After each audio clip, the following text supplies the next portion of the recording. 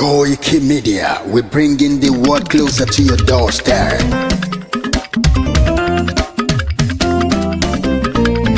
Koikimedia, Koikimedia, Koikimedia, we bringing the world closer to your doorstep. Koikimedia, Koikimedia, Koikimedia, we bringing the world closer to your doorstep. Àwọn sálára àgbà yìí dá, àwa ló láṣà àti èdè. Gbígbédè lárugẹ nílẹ̀ Oòduà o, àwa gangan ni bàbá. Koikimedia, Koikimedia, Koikimedia, we bringing the world closer to your doorstep. They never sabi wetin we carry for her. But they move closer before they go sabi. I said they never know wetin we carry for body. But they move closer before they go sabi. Ọ̀kín lọ lọ́jà ẹyẹ, ìníhùn ló ló lajú. Ẹyẹ tó dorí kodò bí àdán ọ̀pẹ̀jẹ̀ lẹ́nu. Ká ṣiṣẹ́ fún ilẹ̀ bàbá wa, ká ṣiṣẹ́ fún ìlú bàbá wa, ká jùmọ̀ sowọ́pọ̀ ká lè tó dúdú àga. Odùduwà kò bá lè gbé wa. Ọmọ Odùduwà ṣe gírí, ẹ dìde fún ẹ̀tọ́ adúláwọ̀, ká lè jọ jùmọ̀ gbé délẹ̀ ìlérí, ká wálé gba ògo ilẹ̀ wa, ká ṣiṣẹ́ ká lè jọ gbàdé, ká lè gbàdé adé adúláwọ̀, àwa ní ìmọ̀lẹ̀ tí yóò tàn káàkiri. Ọmọ Odùduwà ni wá. Koikimedia, àwa là ń gbé tó lárugẹ. Ètò tó pọ̀jù owó tí wàá mọ̀ ní. Kásá ẹgbẹ́ polówó ọjà wá kájé gbùgbà yín jẹ. Ètò tó pọ̀jù owó tí wàá mọ̀ ní. À ń gbé tó lárugẹ, à ń gbàsà lárugẹ. Ètò tó pọ̀jù owó tí wàá mọ̀ ní. News and sports ẹ máa rí gbọ́. Ètò tó pọ̀jù owó tí wàá mọ̀ ní. Ọmọ Ìjẹ̀bú alárẹ̀ mi ló ní kí n máa ké tantan. Koikimedia ọ̀rọ̀ lágbájúmọ̀ mi o, máa bá ṣẹ̀rẹ̀ lọ o. Ọmọ Yorùbá nìyẹn, ọmọ Yorùbá tata o. À ń gbádùn rẹ, ọmọ Ìjẹ̀bú alárẹ̀ mi, ṣẹ́yìn ló máa fi dìbò tẹ̀ mọ́lẹ̀ o. Ẹ̀yin lọ́mọ onígbò máa ń dé máa dé máa dé, ẹ̀yin lọ́mọ onígbò máa wọ̀ máa wọ̀ máa wọ̀ o. Igbó máa wọ̀ kájòjì ò gbọ́dọ̀ wọ̀, àjòjì tó bá wọ̀ bẹ́ẹ̀ á dẹ̀dẹ̀ ní ẹbọra. Ẹ̀yin lọ máa náwó kóyìnbó tó dé, ìgbà tó yìnbó dé o, owó náà dẹ́ tún pọ̀ sí o. Koikimedia ṣàwa ní bàbá. Koikimedia àwọn ní bàbá. Koikimedia àwọn ní bàbá. Àdáńtọ́ àtúnpèrègèdè. Koikimedia àwọn ní bàbá. Àwa là ń gbé tò lárugẹ, jẹ́ ká jọ gbọ́ o. Koikimedia àwọn ní bàbá. Àtúnjàfẹ́tọ̀ ilẹ̀ wa, fẹ́tọ̀ ilẹ̀ Yorùbá. Koikimedia àwọn ní bàbá. Ọmọ Oòduà ni wá o, tọkàntọkàn. Koikimedia àwọn ní bàbá. Ikú tí ó ṣe bí lébi òsì, àdìmú bàbá iyọ̀. Koikimedia àwọn ní bàbá. We bring you work closer to your doorstep. Koikimedia àwọn ní bàbá.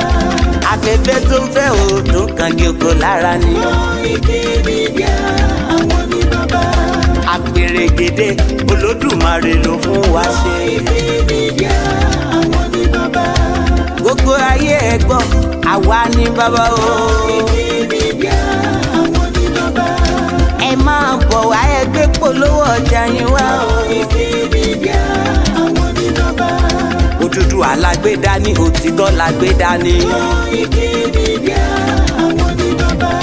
A kì í sọ̀dálẹ̀, a kì í sódìkẹta. Koikimedia àwọn ní bàbá.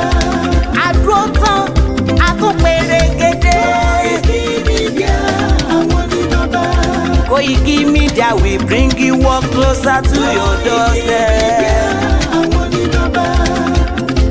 Koikimedia is around To give us latest. Is around To give us latest. Ladies and gentlemen, Ẹ mú kalẹ̀ sílẹ̀, ẹ tẹ́tí ẹ gbọ́ ètò tó pójú gbogbo.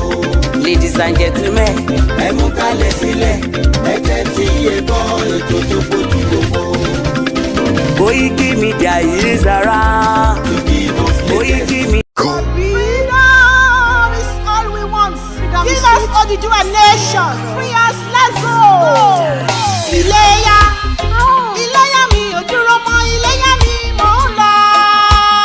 Iléyá, Iléyá wa ò dúró mọ́, Iléyá wa ò lọ. Oríṣà ò lè gbé ní.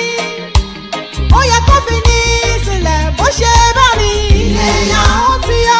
Iléyá wa ò dúró mọ́, Iléyá wa ò lọ. United Nation, ẹ fún wọn lómìnira. Odùduwà nation là ń fẹ́. Iléyá, Ó ti yá. Iléyá wa ò dúró mọ́, Iléyá wa ò lọ. Ẹkùn ń gbọ́mọ àjẹsẹ̀ ya káwọ́ lẹ́rọ̀. Bó bá gbọ́mọ ọba o, ariwo wọ́ta. Iléyá, Ó, Iléyá wa ò dúró mọ́, Iléyá wa ò lọ. gbogbo ẹ̀yin gómìnà South West pátá, ẹ má hùwà níran o, ẹ bá wa dá sí i. Iléyá, Ah, Iléyá wa ò dúró mọ́, Iléyá wa ò lọ. gbogbo ẹ̀yin ọba ilẹ̀ Yorùbá pátá, ẹ má mọ̀ dáwọ̀dà o, ẹ bá wa dá sí i. Iléyá, Ó ti yá. Iléyá wa ò dúró mọ́, Iléyá wa ò lọ. Ààrẹ Ọ̀nà Kakanfò ilẹ̀ Yorùbá, ẹ má hùwà níran o, ẹ bá wa dá sí i. Iléyá, Ó ti yá. Iléyá wa ò dúró mọ́, Iléyá wa ò lọ. Ṣé Sunday Adéyẹmọ Ìgbòho, Professor Banji o, ẹ bá wa dá sí i. Iléyá, Ó ti yá. Iléyá wa ò dúró mọ́, Iléyá wa ò lọ. Gbogbo ẹ̀yin social cultural group pátá, ẹ má jẹ́ ọ̀rẹ́ yín o, ẹ jẹ́ àjọṣe o. Iléyá, Iléyá wa ò dúró mọ́, Iléyá wa ò lọ. Gbogbo ẹ̀yin ọmọ Yorùbá nílé ní diaspora, ẹ má jẹ́ ọ̀rẹ́ wa o, ẹ jẹ́ àjọṣe o. Iléyá, Ó ti yá. Iléyá wa ò dúró mọ́, Iléyá wa ò lọ. Mùsùlùmí Kìrìsìtẹ́nì ẹlẹ́sìn àbáláyé, ẹ má jẹ́ ọ̀rẹ́ wa o, ẹ jẹ́ àjọṣe o. Iléyá, Iléyá wa ò dúró mọ́, Iléyá wa ò lọ. Iléyá o, Iléyá o, Iléyá wa ò lọ. Iléyá, Iléyá wa ò dúró mọ́, Iléyá wa ò lọ. Ilé ti yá, ilé ti yá, Iléyá wa ò lọ nítorí o. Iléyá, Iléyá wa ò dúró mọ́, Iléyá wa ò lọ. It's Ramori Oduduwa on the mic. Ọmọ Ìbàràpá lápapọ̀ ẹ̀jẹ̀ adúpẹ́ lọ́wọ́ àkí ọmọ Yorùbá lápapọ̀ tìlé tó kó ẹ̀mí àbọ̀ ẹ̀bá nkọ́mọ Adéyẹmọ Chief Sunday Adéyẹmọ Ìgbòho orúkọ ńlá tí ń jámọ̀ láyà bí àrá orúkọ tó ń dẹrù bo lórúkọ gan-an. Ọmọ Yorùbá ẹ má sùn o torí pé bùrà a kò lè fojú kégbodò láyé títa ríro lẹ̀dá ń kọlà wúrà tó máa dán alànà kọjá dandan o. Ọ̀wọ́n irin ní má bẹ̀rẹ̀ wọ̀nà ẹ̀dá kan ò lè ṣì wá lọ́nà mọ́ ẹjẹ́ àfìmọ̀ṣọ̀kan ká lè débi re ẹjẹ́ àjọ gbárùkù ti Sunday Ìgbòho ṣá ọmọ Ìgbòho mọ̀rẹ́ nílùú Alágbàdo Òde ọmọ atapẹ̀tẹ̀ wọnú omi ọmọ gègèlè wodò sànyà ìsànyà ò rẹ́ràn bàbá yín láàrin ìdí omi kò sínà ń kán sí yín lẹ́nu ọmọ òkúta mẹ́ta òkè Ìgbòho ìkan ń ṣe yín ní dábọ̀dàbọ̀ ìkan ní mọ́ rọra ìkan tó kù nígbà tí wọ́n ò mọ̀ Ìgbòho mọ̀rẹ́ kí ló dé Ìgbòho mọ̀rẹ́ sí ọmọ òpópó sanran ìgbàgede Ìgbòho sùn wọn láláìsí bẹ̀rẹ̀ wọn ní kó ní bẹ̀rẹ̀ ó máa kó bẹ̀rẹ̀ lọ ẹ̀sìn òní bímọ méjì ní Ìgbòho mọ̀rẹ́ bẹ́sìn bá bímọ méjì ní Ìgbòho àfikàn pọpọ sí amúkan yòókù bọ sànyà àtúmúyà rẹ̀ tí ò lọ́rọ̀ gbọ́ àfiṣẹrù wálé wàrà mòjé ọmọ onílé ọlà àwọn àjòjì tó ń wọ́n ṣe ségesège tọ́láwọn ò ní bomi kó sí mu wọ́n láwọn ò ní bomi sàn ìyàwó ẹsẹ̀ ìgbà tójú kò fi rí ńkọ́ gbogbo wọn náà sáré bomi kó sí mu wọ́n sì bomi sàn ìyàwó ẹsẹ̀ ọmọ abẹ́rẹ́ mẹ́ta òde ayé ọ̀kan ṣẹ́ ọ̀kan tẹ̀ ọ̀kan tó kù ní gbogbo ayé ti ránṣọ kiri gbogbo ọmọ Yorùbá Sunday Igboho onírèlẹ̀ láéláé torí àbá lásán nìkan ń dá òkúta ò ṣe gbé fún wọn o ìmọ̀ràn lásán ni ti balùwẹ̀ kò pọ́sibú kó dòdò láyé ń bí ó kún díẹ̀ kí tọ́ domi láéláyé ìtọ́ mi lè domi Sunday Igboho arógun má ti bí tó ń jà fẹ́tọ̀ Yorùbá ní tilé tó kó ọmọ Ìbàràpá lápapọ̀.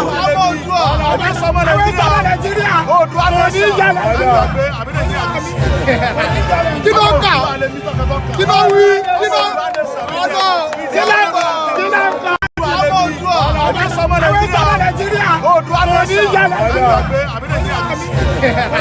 Kí ló kà? Kí ló wí? Kí ló ọ̀dọ́? Kí ló kà? Kí ló kà?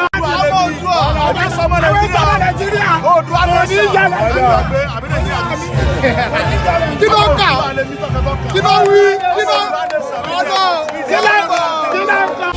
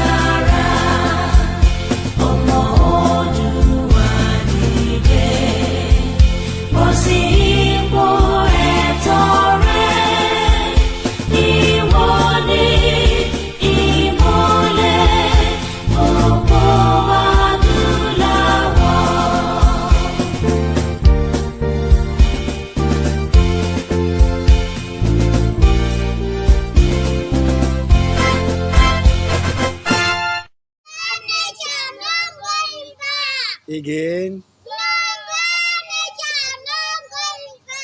No going back. Igboho òòṣà iṣẹ́ rẹ̀ ń tẹ̀síwájú. Mr. Koiki ẹ ṣé o, àwọn ọmọ mi ló ń kí yín o. Àwọn ọmọ mi ló ń kí yín o. Lágbára Ọlọ́run, a máa délẹ̀ lérí o lórúkọ Jésù. Yorùbá nation. Impediment to Yoruba development is the impediment to Oodua development. Without Nigeria, we won't be where we are. 1962, we were far ahead of South Korea and North Korea. We were far ahead of China even. We had television before France. We had radio before South Africa. Now look at where we are today. I think it's a shame that even any Yoruba man can be talking about restructuring at this point in time. What are we restructuring? This country that is already shot to pieces? I don't think that's what we want. But they are always talking about giving Nigeria a chance. The patience of Yoruba with Nigeria has come to an end. If you don't allow we Biafrans to go, that zoological republic called Nigeria will be a worse place than Somalia. And today it is happening. And if you have not applied for your Somalian visa, please try and do so. Should I say Somali visa? Try and do so as quickly as possible, because the zoo is on the path of destruction, and there is nothing man can do to reverse it. Mark today's date and what I'm telling you. Nigeria will be destroyed beyond human comprehension. Which is it for you, Dr. Obadiah? Do you think the government is unwilling or unable to protect the people of Southern Kaduna? In fact, it is not only unable, it is unwilling, and we have good reason to feel that they are part and parcel of the killers. Let me make some revelations to you. That's a very big allegation, Dr. Obadiah. The government is part and parcel of the killers. Yes. That's big. Yes. Yeah. Okay, how would the government just say, oh, it is revenge killing and so on? Then you leave it there. Oh, because it is revenge killing and so on and so forth. The body language of this administration, the body language of the state government shows clearly that they have a hand in the killings. No doubt about it. Because, you see, General Abacha, and people don't give him his due. Do you think you would have tolerated such nonsense? And let me make some revelations, because some of us also have our own intelligence networks. Okay. Have met with some of the bandits. We have met with some of their high commanders. One or two who have repented. They have sat down with us, not once, not twice. They told us that one of the northern governors is the commander of Boko Haram in Nigeria. Boko Haram and the bandits are one and the same thing. They have a sophisticated network. During this lockdown, their planes were moving up and down as though there was no lockdown. Moving ammunitions, moving logistics, moving money, and distributing them in different parts of the country. They are already in the south, in the rainforest of the south. They are everywhere. They told us that when they finish these rural killings, they will move to phase 2. The phase 2 is they will go into the urban cities, going from house to house, killing prominent people. I can tell you, this is the game plan. By 2022, they want to start a civil war in Nigeria. The numbers involved and the fact that we are going to become a minority in our own country before 2050, well before 2050 for the younger people, that I term to be genocide. And I'm backed up again by the United Nations definition on genocide, which quite specifically says, in the present convention, genocide means any of the acts committed with intent to destroy, in whole or in part, a national, ethical, racial or religious group, and deliberately inflicting on that group conditions of life calculated to bring about its physical destruction, in whole or in part.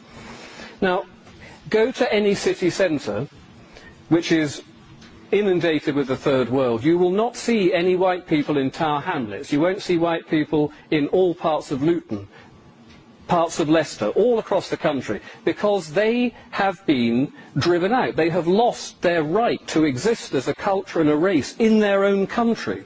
This is what's happened in an incredibly short period of time, and it started from a small base. Now that small base of people, when they double, when their demographic doubles from 100,000 to 200,000, it doesn't really matter. But when you get to the point now where we've got 4 million Muslims in this country, they are going to become 8 million within the next decade, and then 16 million, and then 32 million. And we, meanwhile, are dwindling as a race. Our government is against us, our media is against us, we are losing a racial war, we are losing a cultural war, and we've lost, essentially, today, because we're standing up now trying to do something about it, but we are not helped by our own people who are running our government and running our country and running our education and running our media and running our councils. They are intent on seeing us reduced to a small, servile race of people. Why they want to do this, I simply don't know. Some of them are evil, some of them are naive and stupid and don't understand, but combined with the evil and with the naivety, we are in serious, serious trouble, and our children and our grandchildren are going to be utterly confused by how did you allow this to happen, and what sort of people were you to sit back and allow this to happen under your noses because you were frightened of being called a racist? Really, one word has made you sit back and do nothing while your country was ripped from underneath your feet. You have got to be joking. But we're not joking. We are trying to do something about it, but our government, the European Union, the United Nations, they are intent on ripping our country and our culture out from under our feet, and it is so important that we are not allowing ourselves to be called a racist if we stand up and say, I want to protect my country, I want to protect my culture, I want to protect my race. You are the racist because what you are doing is probably the most evil act of criminal racism carried out in the history of mankind. You have deliberately reduced an indigenous people to servitude. They are the racists. The left liberals are the racists. We are decent, proud patriots, and we should be very proud of ourselves, and we've got to keep fighting this until we win. Thank you very much.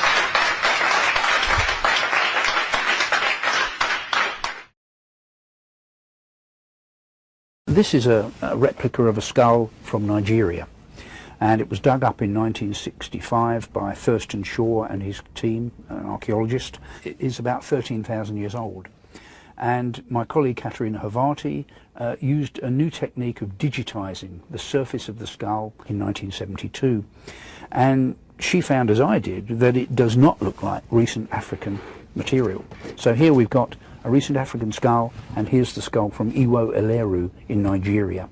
You can see that this skull is much longer, it's much lower, and all in all it's got a much more what we could call primitive appearance, even though it's only 13,000 years old.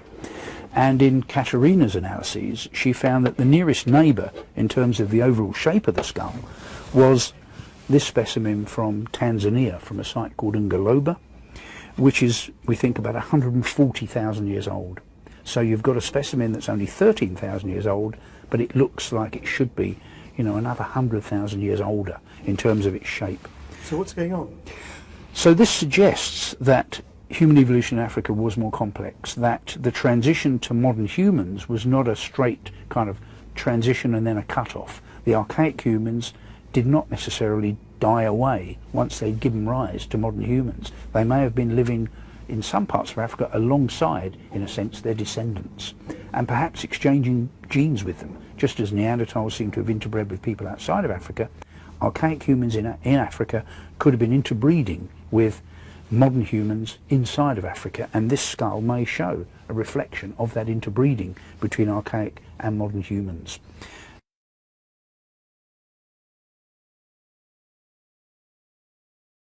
This is a replica of a skull from Nigeria, and it was dug.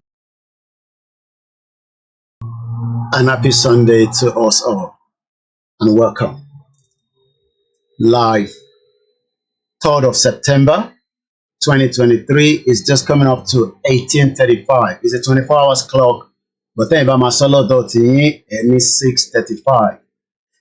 We started the program so that a lot of us can have understanding of part of what we want to discuss. Nyamushikoko play some of the videos so that you can have a feelings of how even the Oyibo people, my mom doesn't like me to call them, you know, the other name. Àwọn Oyibo gan tara pé they are losing the block. There's so many indigenous people that will probably overthrow them in their territory by 2050.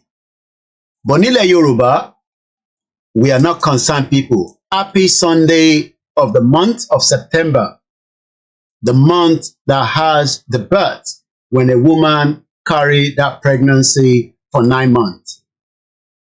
A very, very unique month where we might not see the kind of full moon, the blue moon, in the next 3 decades. That's 30 years. I welcome you to the program. Moki Bugwa from all the platforms on the TikTok, the Instagram, the Twitter, the MixLR, the Facebook, the YouTube. My name is not something that I should be telling you all the time, but the future that will watch this video needs to know the person sitting down here, and that means my name is Olayomi Koiki. A lot of you probably know me as KOKIMEDIA. One out of so many media agitating for the right to self-determination. The right to self-determination is not a crime under any international law. As of today, I don't know, maybe tomorrow, under the African Union. It's our right to decide whether we want to remain as part of Nigeria or not. Tabade sọ pé a fẹ́ ṣe Nigeria mọ́, ẹ̀tọ́ wa náà ni pé ká sọ fún ìjọba Nigeria pé a ṣe mọ́. Ó wá kù sí ìjọba Nigeria láti accept bóyá òun sì fẹ́ jẹ́ ká dúró sínú Nigeria on their own terms and conditions. Àbí káwa sọ pé no, a ṣe Nigeria mọ́ on our own terms and conditions. Ọ̀nà wo ló lè easy láti fi gba Yorùbá nation? The olóṣèlú wa, they can call for a referendum and we can ask questions. Àwọn kan ní àtẹ need a referendum, we should just pull out, make a declaration. Àwọn kan ní we might be preparing for a long ride nítorí pé ìtàgbédání ó ṣeéṣe kó lọ sí ìtàǹpè ní ìjà. Between who? Àwọn wo ló fẹ́ bára wọn jà? Tẹ́ bá ń sọ pé a máa jà àbí tá bá ń fẹ́ jà, àwọn wo la fẹ́ bá jà? Who are we gonna fight? Who do we intend to fight? Ṣé government la fẹ́ kọjú ìjà sí àbí láàrin ara wa? Àwọn kan náà wọ́n prefer Nigeria nítorí pé culture wà níbẹ̀, ó wà unique, identity wà nínú ẹ̀. I don't know how they're able to get that, but it seems that there are some people telling them that there is a Nigerian culture, and that is the reason why a tún fẹ́ sọ̀rọ̀ ní ọ̀sán yìí, ní ìrọ̀lẹ́, ní àárọ̀ yìí. Bí mo ti ṣe ń kí ọba Elédùmarè, Àjọkẹ́ ayé, Àṣàkẹ́ ọ̀run, from whatever religion that you believe in, even if you do not believe in anything. Màmá kí àwa Kristẹni pé ẹ̀yin lẹni Sunday, nítorí pé Sunday is very unique and important to the Christian tó jẹ́ ọmọ Yorùbá àti tó kàn ṣe ọmọ Yorùbá. So Sunday ó ṣe tó jẹ́ pé gbogbo àgbáyé, everybody looks up to Sunday. Àwọn kan look up to it. Torí pé àwa wà ní southwest part of Nigeria la ṣe ń rí bẹ́ẹ̀. Tó bá lọ sí China, tó bá lọ sí South Korea, wà á rí pé nǹkan míì ló ń ṣe níjọ́ Sunday. Ó ní irú ìṣẹ̀ṣe táwọn náà ń ṣe. They have their own culture, their own tradition. So tá bá ń sọ pé Sunday ọjọ́ ìsinmi gẹ́gẹ́ bí ẹ̀yin ti ṣe understand ẹ̀ nìyẹn in their own doctrine, kò mí pé bí àwọn kan náà ṣe ní understanding ẹ̀ nìyẹn. Ẹ̀yin lẹ mọ̀ pé Sunday ní ọjọ́ ìsinmi, ẹlòmíì ò rí àsọjọ́ ìsinmi ibi kan bá ṣe sọ̀rọ̀ lé ní àwọn èèyàn ti jáde lọ́tọ́ lọ ń ṣiṣẹ́. So but Sunday nílẹ̀ Yorùbá ó wà very very unique. So a kí gbogbo wa pé it's the first Sunday of the month of September. Bí mo ti ṣe wá ń kí àwọn Mùsùlùmí, a máa sọ fún gbogbo wa pé whether you are in Nigeria or outside Nigeria, Saudi Arabia care less whether they are Christian with them, as long as they can fulfill and understand that this is an Islamic country. Nígbà tí Ronaldo fẹ́ lọ play ní Saudi Arabia, wọ́n compromise. Nítorí pé Ronaldo tí fẹ́ yàwó ẹ̀, girlfriend boyfriend ló sì ń ṣe. Òfin Saudi Arabia dẹ̀ sọ fún wa pé gbogbo ẹni tó bá fẹ́ gbé níbẹ̀ ẹ gbọ́dọ̀ gbé ní tọkọtaya ni. So that means pé wọ́n bend the rules. So tá bá ń sọ pé a fẹ́ Yorùbá nation, it has nothing to do with Islam. Whether you believe as a Muslim or you don't believe as a Muslim, it's entirely up to you. But what we will not tolerate is that we do not want the breed or the ideology of àwọn kan tó máa dìde, tó máa di Boko Haram or terrorist or ISIS. ISIS tẹ́ ń rí yẹn is something that was, put together by some people. You don't have to believe that. Àwọn oníṣẹ̀ṣe ìntàdébá tamọ̀ ni, ìyẹn mo ṣe mú yín padà lọ sí Ìwó Elérú. Ìwó Elérú ti ń bẹ for a very long time, but that skull was found in 1965. Tẹ̀bádà ìrígbà tí professor yẹn ṣàlàyé, kò sọ pé ilẹ̀ Haúsá ló ti rí. Ìwó Elérú was found somewhere in the southwest known as Ondo State.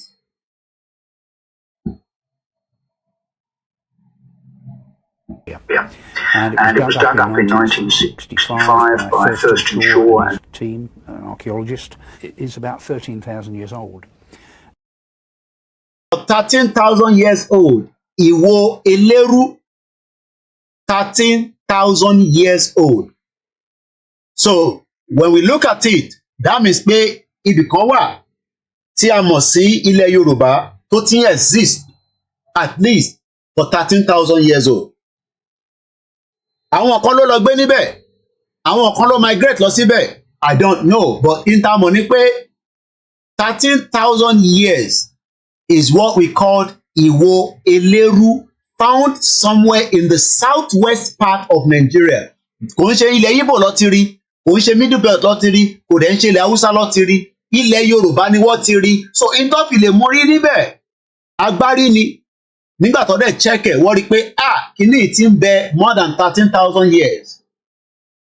So táwọn kan bá wá ń bínú towards our tradition, ẹ máa ṣe sùúrù díẹ̀.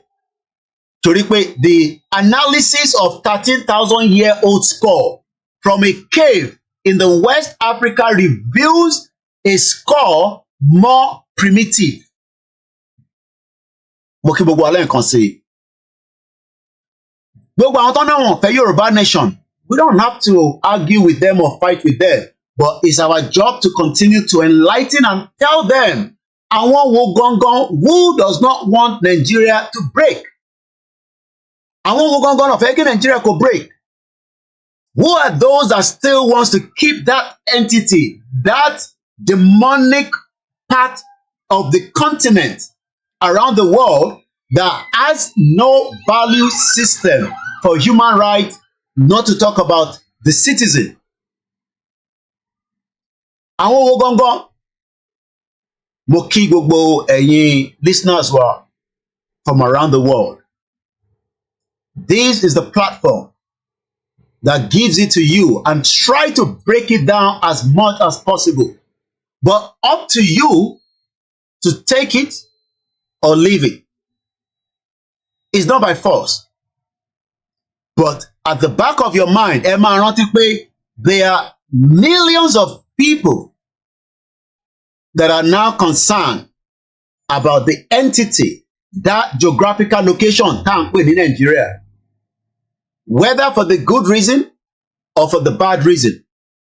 Kò ń ṣàwa nìkan la wà concerned around the world. Even the British are becoming concerned that they are losing their territory because a lot of us are migrating to that part of the globe, tá à ń pè ní United Kingdom. And the world is changing. How? This is what this man have to tell us at the video we play again, and let me throw a little bit of light to it. The numbers involved and the fact that we are going to become a minority in our own country before 2050. Oh, now máa di minority. Did you hear that? Òyìnbó ló ń sọ̀rọ̀ yẹn pé àwọn máa di minority lórí ilẹ̀ àwọn by 2050. Ṣé àwọn máa wá lajú wọn sílẹ̀ káwọn di minority kí èmi àti àwọn ìlú míì kọ́ wá di the majority? If the Òyìnbó people táwọn bá wà concerned that they will become the minority, kí wá ló dé táwa fi sọ pé àwa concerned? Ìyẹn la ṣe ń ṣe ìbà fún bàbá wa Professor Adébánjí Akíntóyè, the only leader of the Yoruba nation movement, not the only leader in Yoruba land. A ní ọ̀pọ̀lọpọ̀ elders within the Yoruba territory, but majority of them, either they are speaking under their clothes, torí pé àyà wọn ń já láti sọ orúkọ táwọn sọ síta ẹ̀. But bàbá Akíntóyè ayé ọ̀já, because ó ti wò lọ wò bọ̀ at 88. Kí ló tún fẹ́ kù ju ikú náà lọ? Kọ́lọ́run wá bá wa dá bàbá yẹn kó dá ẹ̀mí ẹ̀ sí lọ́pọ̀lọpọ̀ fún wa. The only thing that you can be scared of in life is death. So tó o bá ti wá bẹ̀rù ikú, then why are you concerned about pé kó jáde kó sọ pé nǹkan báyìí ló fẹ́? Òyìnbó tó jáde yìí, only is either we say it now or our children in the next generation is going to ask questions. Let's hear more. Well before 2050 for the younger people, that I term to be genocide. And I'm back to only genocide ni. In tó bá mú àwọn òyìnbó di minority lórí ilẹ̀ wọn, that is genocide. Kò dìgbà tí ẹ bá mú ìbọn síta, big federal government ṣe ń pa wọ́n nílẹ̀ Igbo, because that is a genocide with weapon. Òun sọ̀rọ̀ genocide with many people travelling. As I speak to us now, gbogbo ẹni tẹ́ wà Nàìjíríà ní sí, tó bá sọ pé there's an open space lórí ship kan tó máa dé sí Àpápá. Gbogbo space yẹn kò ní ju 5,000 lọ. Ó lè fi kóyàn 5,000 nìkan máa bọ̀ ní UK. Nídìí anything tẹ́ bá ṣàtìlè dé Àpápá. Bí ṣe ń bá ń sọ̀rọ̀ tó bá máa fi di èní, àwọn èèyàn máa ti lọ máa sùn sápápá. May not be everybody, but that shows that there are people that also want to migrate for so many reasons, especially nítorí pé Nigeria ò ṣiṣẹ́. But many people say Nigeria is going to work. Ẹ jẹ́ ká fún ní time. Let's inject it. Let's work towards the economy. Let us build the Nigeria of our dream. And the question is, àwọn àti ẹ̀wọ́ wo lẹ́jọ́ pé build the Nigeria of your dream? Who and who is going to build that Nigeria of our dream? The question again is, what is the culture of Nigeria? Nítorí pé ìdí tí mo ṣe ń béèrè, ó máa yé yín in the course of the program. Àìtí débẹ̀. Let's hear again more from this man. The United Nations definition on genocide, which quite specifically says, in the present convention, genocide means any of the acts committed with intent to destroy, in whole or in part, a national, ethical, racial. Let me say, for the fact that tí a ṣe ń pariwo a fẹ́ Yorùbá nation, it is good for us now so that we could not become the genocide. Bí àwọn ọmọ Igbo máa gbalẹ̀ mọ́ wa lọ́wọ́, bí ọmọ Hausa máa gbalẹ̀ mọ́ wa lọ́wọ́, bí ọmọ Fulani máa gbalẹ̀ mọ́ wa lọ́wọ́. It is in the interest now to retake back the territory and then work out a policy for immigration purposes, just like I have been in that route in UK for 15 years. I was fighting the immigration so that I can remain in the United Kingdom. So tá bá ń sọ fún àwọn tó wà nílé pé tí a bá remain as Nigerians, we are also might likely become minority in the years to come. Àwọn kan ní, it keeps like pé we are doing the same thing. Up on talk. There is no action. And the question is, we must continue to talk until more people at least will have the understanding pé kò ń ṣàwa nìkan là ń feel the pain of the indigenous people. Àwọn Ìgbò náà ti ń complain, and that is the video you're watching behind the screen. Or religious group, and deliberately inflicting on that group conditions of life calculated to bring about its physical destruction. Are we not concerned that there is an agenda? A lot of people don't believe in this agenda. Mo kí gbogbo ẹ̀yin ìyá wa tí bá ti ń lọ lórí ètò tí mo dárúkọ is because I do not want to start mentioning names when the program is already in the process. Mo dúpẹ́ fẹ́ni tó send the coffee bot. Thank you so much. But as usual, we will appreciate every one of you when as at the time before the end of this program. But ká tó máa ṣe appreciation lọ, a gbọ́dọ̀ kí bàbá wa lẹ́ẹ̀kan sí Olóyè Dr. Sunday Adeyemo Igboho, Chief Banji Ayiloge, all our mothers that are working behind the scene. Adẹ̀ ń kíyàwó ìyàwó bàbá Olóyè Dr. Sunday Igboho àtàwọn ọmọ wọn. Bá ti ṣe ń kí bàbá Akíntóyè, à ń kíyàwó wọn, mo kí bàbá wa Chief Banji Ayiloge, and all the different organizations, most especially YSDM, that stand for the Yoruba Self-Determination Movement. Àwọn ni the lead tá bá ń sọ pé à ń ṣe Yorùbá nation. If you want to know more about them, just go on their website, www.ysdm.org. Mo kí ẹ̀gbọ́n mi dáadáa ní Miami.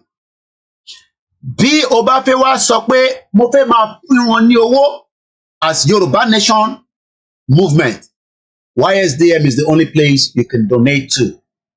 Which you go there, you click the donate button, and the money will be useful. Nígbà tá ì tí ní access to the wealth of the territory, we will fund this project until the last person will be happy. Future to come. Let's continue. In whole or in part. Now, go to any city centre which is. Arákùnrin wa ní ká bá lọ sí gbogbo city center, tó bá lọ sí Woolwich, tó bá dé àwọn àdúgbò kan, wàá máa béèrè lọ́wọ́ rẹ̀ pé, are you sure you are still in London? Òfin pé Nigerian community nìkan ló ń bẹ ní UK. Ìwọ lọ sí Leicester, lọ sí Bradford, kò rí the demographic change that is happening very, very fast in the eyes of àwọn òyìnbó. Àwọn òyìnbó náà wá wà worried pé, what is actually going on? Now when you go to all the city center, wàá kọ́ máa rí baby, á máa dún, sound tó máa gbọ́ kò ń ṣe English. Àwa nìkan tí a jẹ́ Nigerians ni à ń encourage àwọn ọmọ wa kó máa sọ English. Kódà a Ghanaian lórí bus kò ní sọ English pẹ̀lú àwọn ọmọ ẹ̀. Ghana ni mo sọ yẹn. A Ghanaian will never speak in English. Wọ́n ti train àwọn ọmọ wọn pé èdè ló máa sọ, ká má tẹ̀ wá sọ àwọn Pakistan, àwọn India, àwọn èèyàn ò tẹ̀ ń fẹ́ sọ English rárá until they are already in a environment where they feel they can speak English. And there are these individuals, groups of people. Tá bá sọ pé the dominant of African food ní UK, you'll be talking about the Pakistan and the Indians. Àwọn tí take advantage. Nítorí pé àwa wà lábẹ́ Nigeria, so it's very difficult to work, even though we know that there are so many businesses within the Nigerians that are working in that sector, but they cannot beat the Pakistan and the Indian. Àwọn tí gba shop, see, almost everywhere you can think of, from London to Birmingham, from Birmingham to Manchester, from Manchester to Liverpool to Leicester to Bradford. They are becoming the next indigenous people. And that you can tell from Rishi Sunak, our current prime minister. You can tell from the prime minister in Scotland. Lótìtọ́, when you go back and look at the root of the two people I'm talking about, Eric May, they have beat Nigerian grounded. And it would take years, even if we remain in Nigeria, to get to such position in this country. We have a lot of Nigerians that are doing very well as member of parliament, but it will be very difficult. One woman tried it. I think her name is Kemi Morontorukwe. She's currently now a cabinet minister under the Rishi Sunak. They couldn't give her the support that she needed. Rishi Sunak was giving that support. Not because of anything. It's because of the kind of what we call their population. Rishi Sunak is a British politician who has served and is currently serving as the Prime Minister of the United Kingdom and the leader of the Conservative Party since 2022. He will be the first British Asian Prime Minister. He previously held 2 cabinet positions under Boris Johnson, lastly as the Chancellor for Exchequer. We are not brilliant in Nigerians in UK.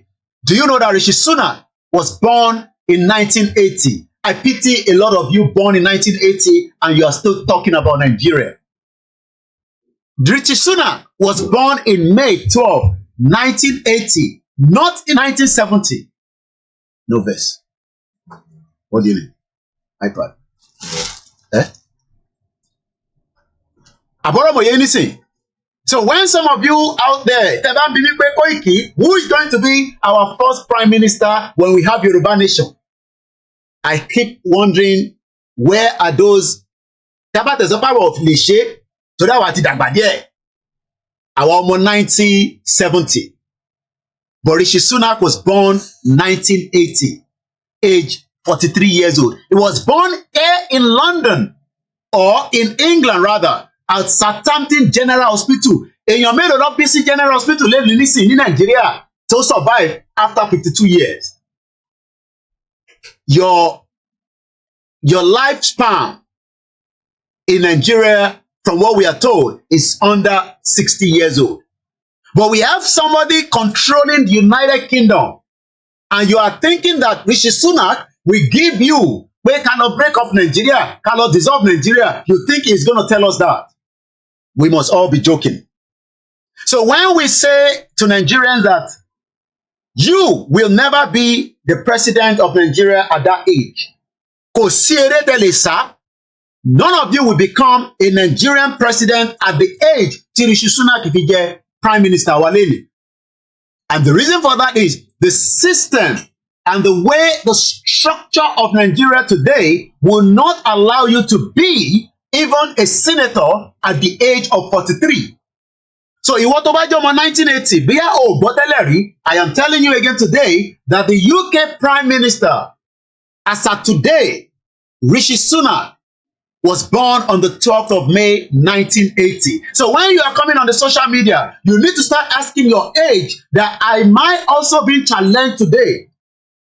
That even if you want to keep Nigeria, are you sure you can be a senator? When we have Yayi, when you have Senator Amosun, when you have Benga Daniel, do you think that these individuals within the Yoruba land are going to allow you to become the next senator within the Yoruba territory? And this is why we are saying to our people that let us wind down so that we can then start talking about real politics, real way of saving our culture, our identity, and our language.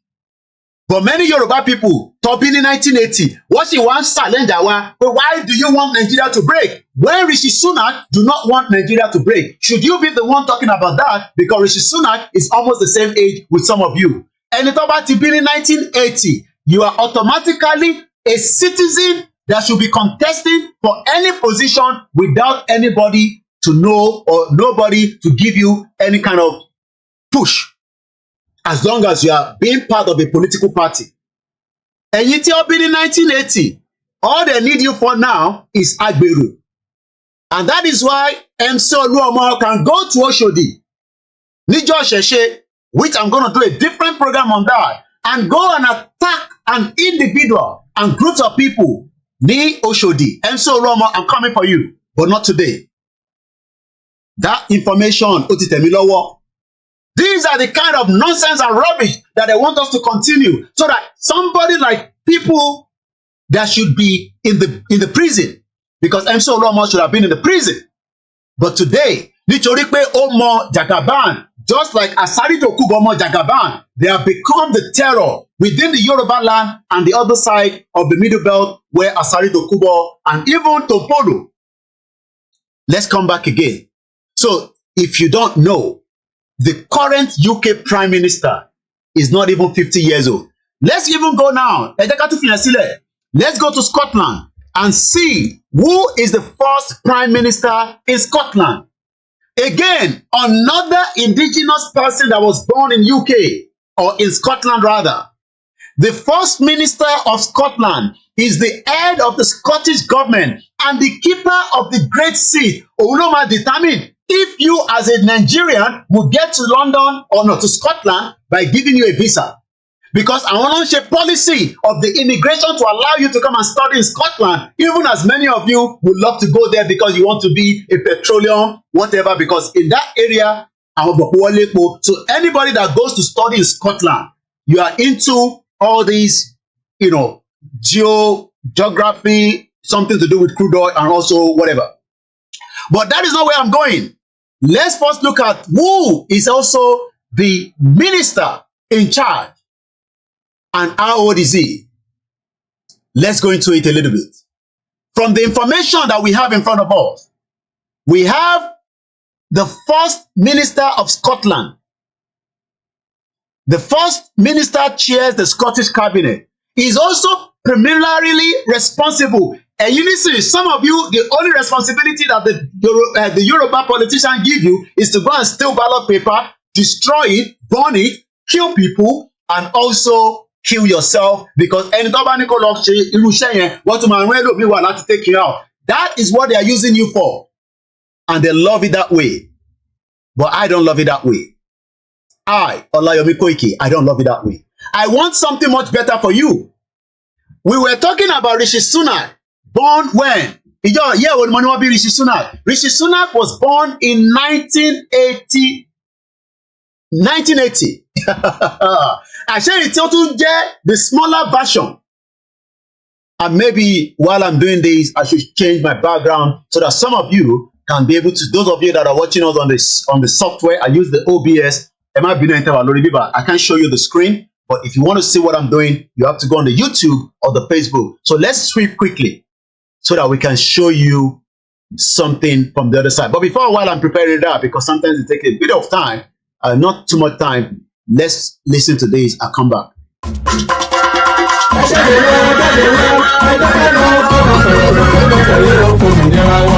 Yorùbá wà lọ̀rọ̀ ìkàn pátápátá la ṣe ń lọ́gbọ́n ẹ̀ tantantan sétí ọmọ aládé gbogbo nígbàgbọ́ wípé bẹ́ẹ̀ ṣe ń gbọ́ lẹ́yìn náà mọ̀ sọ fún àwọn yòókù kárí ilé kárí oko tí gbogbo wọ́n sì péjú pésẹ̀ síbi ìwọ́de àlágbá yamuyamu làlújá tó ń bọ̀ lórílẹ̀‐èdè Amẹ́ríkà yìí ti Yorùbá Nation Diaspora Mega Rally in alliance with Yorùbá World Media àti Yorùbá Nation Self-Determination parapọ̀ dọ̀kan ṣàgbékalẹ̀ New York Super Mega Rally ọjọ́ mẹ́ta gbáko ló máa fi wáyé bẹ̀rẹ̀ látọjọ́ ìṣẹ́gun Tuesday ọjọ́ kọkàndínlógún oṣù kẹsàn-án títí di ọjọ́bọ̀ Thursday ọjọ́ kọkànlélógún oṣù kẹsàn-án bákan náà látago 7 òwúrọ̀ títí di agogo 4 ìrọ̀lẹ́ New York Times láti máa péjú pésẹ̀ gbóhùn sókè rárá fáyé gbọ́ wípé ó tó gẹ́ Yorùbá self-determination is our right Yorùbá fẹ́ dá dúró a fẹ́ kúrò lọ́wọ́ ẹ̀tàn a fẹ́ kúrò nínú ìnira orílẹ̀-èdè Nàìjà tá a sì ń rọ gbogbo àwọn èèyàn wa jákèjádò àgbáyé tó ń bọ̀ wá síbi rally yìí wípé ká pàdé lọ́jọ́rú 20 oṣù kẹsàn-án ní rally location 78 UN General Assembly 405 West 45 Street New York City New York 10017 fún ẹ̀kúnrẹ́rẹ́ àlàyé síwájú sí i tàbí fún ọ̀kan ọ̀jọ̀kan ìbéèrè tẹ́ bá ní ẹ kàn sí wa látòrí èyíkéyìí wẹ́bsáìtì yìí www.megarally.org tàbí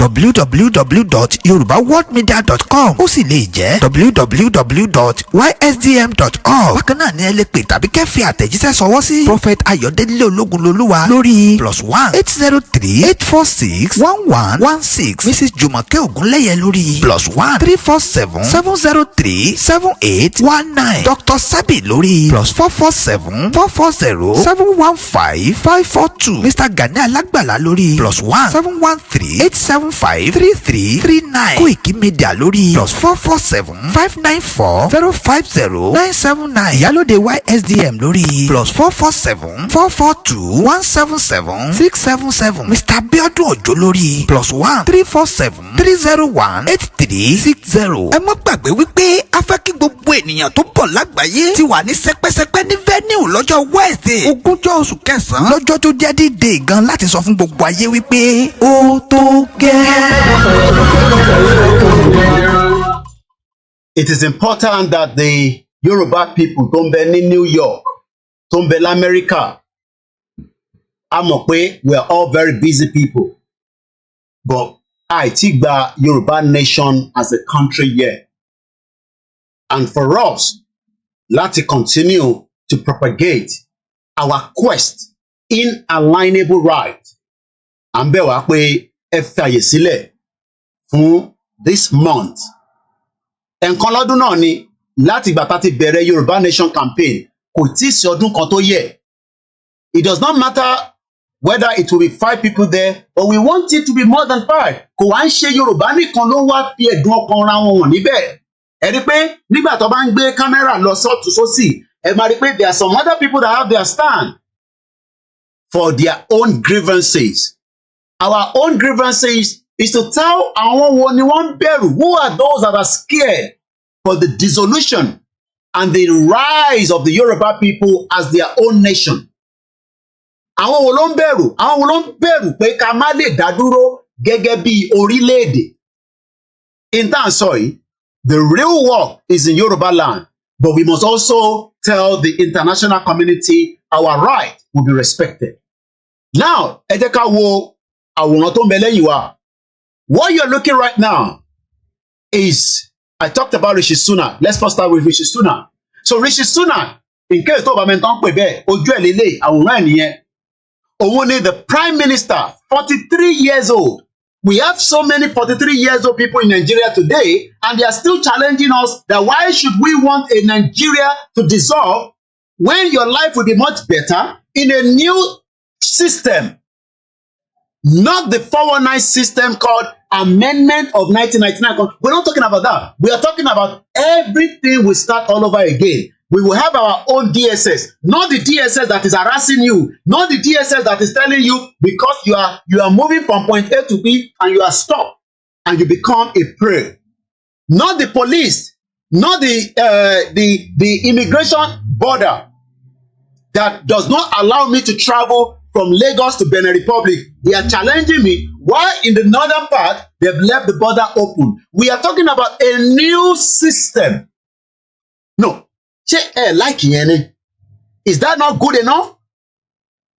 The roles on the TikTok. And please, thank you so much. I don't want to mention too many names now, but you all know I will give you a very, special thank you before the end of the program. We just started. And I'll allow calls later on in the course of the program. So, 43 years old, a young man like Rishi Sunak, number 10, Rishi Sunak, first day at office, he did a ritual. Every one of us saw that ritual. What was the ritual? That is it there. Everybody saw this image of Rishi Sunak around the world. He was doing some kind of ritual go to one new office here, and I won't be surprised that Bola Tinubu will not even though he might say he's a Muslim or Christian, but he will do the traditional one from the Yoruba one. Rishi Sunak is an Hindu. Rishi Sunak to become the first British Prime Minister of color and also the first Hindu at number 10. Also, all these has a meaning. It has a message. And it's about decoding. Because we know that the West are scared of breakup. They are scared of coup. They are scared of so many things that is happening. And yet, and I guess this was his first day as he was addressing those in London. Let's listen to him. Palace and accepted His Majesty the King's invitation to form a government in his name. It is only right to explain why I am standing here as your new Prime Minister. Right now, our country is facing a profound economic crisis. The aftermath of COVID still lingers. Putin's war in Ukraine has destabilized energy markets and supply chains the world over. So now, Putin war in Ukraine has destabilized the world, but most importantly, the gas. So, my question is, who is scared? I had a very great time with my mom, and as usual, when son go to visit the mother, you must come back home with some kind of nice food, even though my wife will cook in the house. And I love my mom so much. I've spent the Sunday afternoon with her. Did a bit of my little shopping for her. And I know either she's watching now or she will watch it from the beginning to the end. And if there's any mistake there in my English pronunciation, she will call me back and say, pronunciation here, kò rí bẹ́ẹ̀ yẹn. My mom was a secretary of Mobile Oil in the 70s, and she was also a businesswoman. During their days, is the typewriter. But at age 70 in UK, after returning back to this country in the 90s, she returned back to do a full 3-year course. So when you see somebody like me sitting down, I am not that your usual I was brought up properly. My mom has been to 23 countries around the world. She has been traveling before I was born in the 1970s. Koto Bimi in 1978, ni mom see me travel. I am older than Rishi Sunak, but Rishi Sunak is in charge. So when some of you are saying, hey, you sit down there, are you going to be the one to give us Yoruba nation? I wonder what you mean by that. So you think that Rishi Sunak will give the authority for Nigeria to dissolve? You will be living in denial. Rishi Sunak is concerned about me as part of their citizen now after 15 years, just to be able to live in this country because of immigration. So Rishi Sunak will do everything to protect me against your rubbish nonsense country called Nigeria. That is what Rishi Sunak will do for me.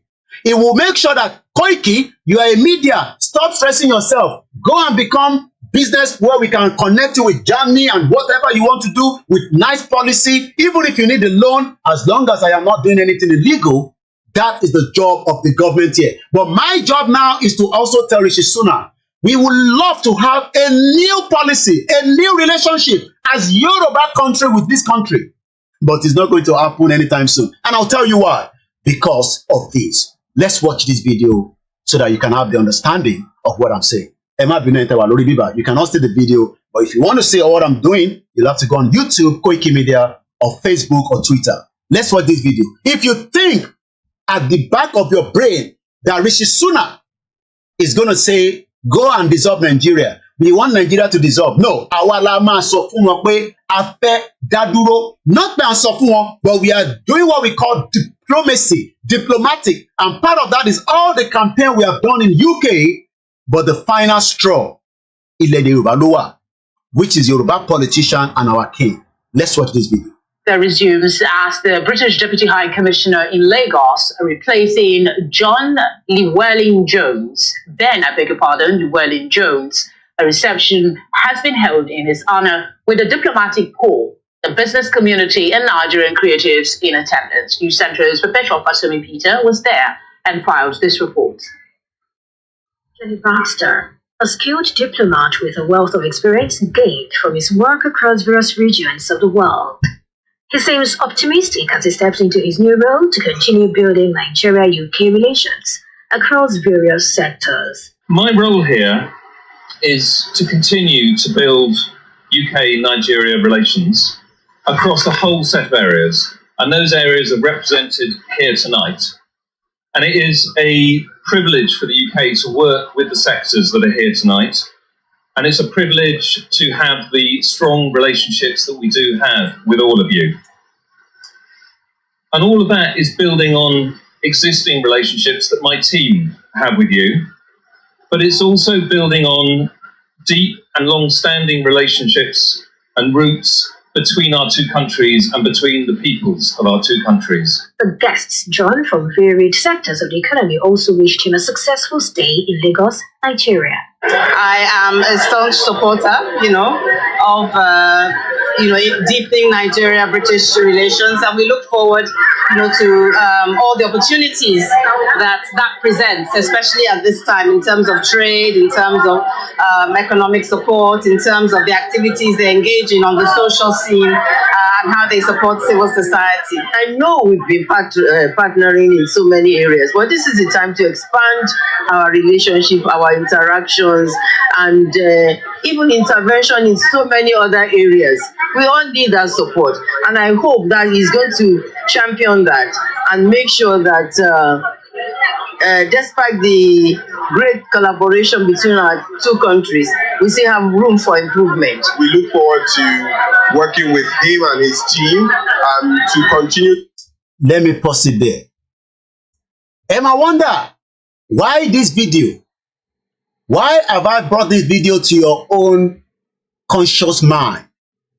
I am your international media, and my job is to help you break it down so that you're understanding that whatever you are seeing right now, this is the Deputy British High Commissioner in Nigeria. Let me give you his background. I'm talking about his CV or his biography. He's our new Deputy High Commissioner, the British Deputy High Commissioner in Lagos State, Johnny Baxter. 2023, at present, his new role, British Deputy High Commissioner, Lagos, Nigeria. From 2021 to 2023, he was the British Ambassador to South Sudan. From 2018 to 2020, he was the FCDO, Deputy Director, Finance and Performance Department. From 2017 to 2018, he was the DFID, Deputy Director, Human Development Department. From 2017, Defense Academy Student, High Command and Staff Corps. From 2014 to 2016, he was also the DFID Principal Private Secretary to the Secretary of State. From 2013 to 2014, the DFID Deputy Director, High Education Task Force Secretariat. From 2010 to 2013, it was the DFID Head, Afghanistan, London team, then Private Secretary to Minister of State. From 2008 to 2010, Khartoum, Deputy Head of Office. From 2007 to 2008, it was the Baghdad Head of Office. From 2004 to 2007, it was the Georgetown Head of Office. From 1999 to 2004, Dar es Salaam Education Advisor, then Head of Human Development Team. From 1998 to 1999, it was also the DFID Assistant Educational Advisor, Education Department. He actually joined just a year after I arrived. Just the same year I arrived in UK. So for 25 years, this man has been part of a government that has now given him the opportunity to go and become the deputy in Lagos. What do we know about him? Let's find out a little bit more. There's something I still want to bring out. My name is OLAMILEKAN. This is koikimedia, bringing the world closer to your doorstep. I want to see if we can find out his age. I've been looking for it. I can't find it. Hopefully, we'll find it. John Buxley. I can't find his age, but my wife age here, my wife padà fún yín. Now, kí ló mú ọ̀rọ̀ arákùnrin wá sórí screen lénìí? This is the headline at People's Gazette.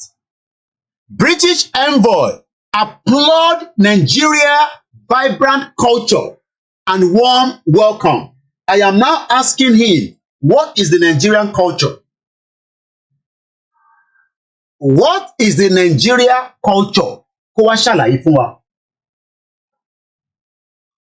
You can see the mindset that they are playing in the eyes of Nigerians. The British envoy applaud Nigeria vibrant culture. What is the Nigeria culture? Ẹ bá mi wá béèrè lọ́wọ́ ẹ̀ pé èwo ni Nigerian culture? Ṣé Hausa culture ló ń sọ? Ṣé Igbo culture àbí Yoruba culture? Why call it Nigerian culture and not the indigenous people culture? You can see why we're telling you, ẹ̀yin tí ẹ ṣì ń believe that àwọn òyìnbó pẹpẹ, àwọn ló máa fún yín ní the right information. You will wait for a very long time. Inú ẹ̀ láti gbọ́ pé Mongo Park founded River Niger. They've corrected that now. One day, it might be next year, 4 years from now, 8 years from now, 3 years from now, next week, that word Nigerian vibrant culture will be removed. And it will now become Yoruba vibrant culture, Igbo vibrant culture, Hausa vibrant culture, or all the 351 ethnic group vibrant culture. There is nothing called Nigerian vibrant culture. It is all lies. Èmi ni mo sọ bẹ́ẹ̀ fún.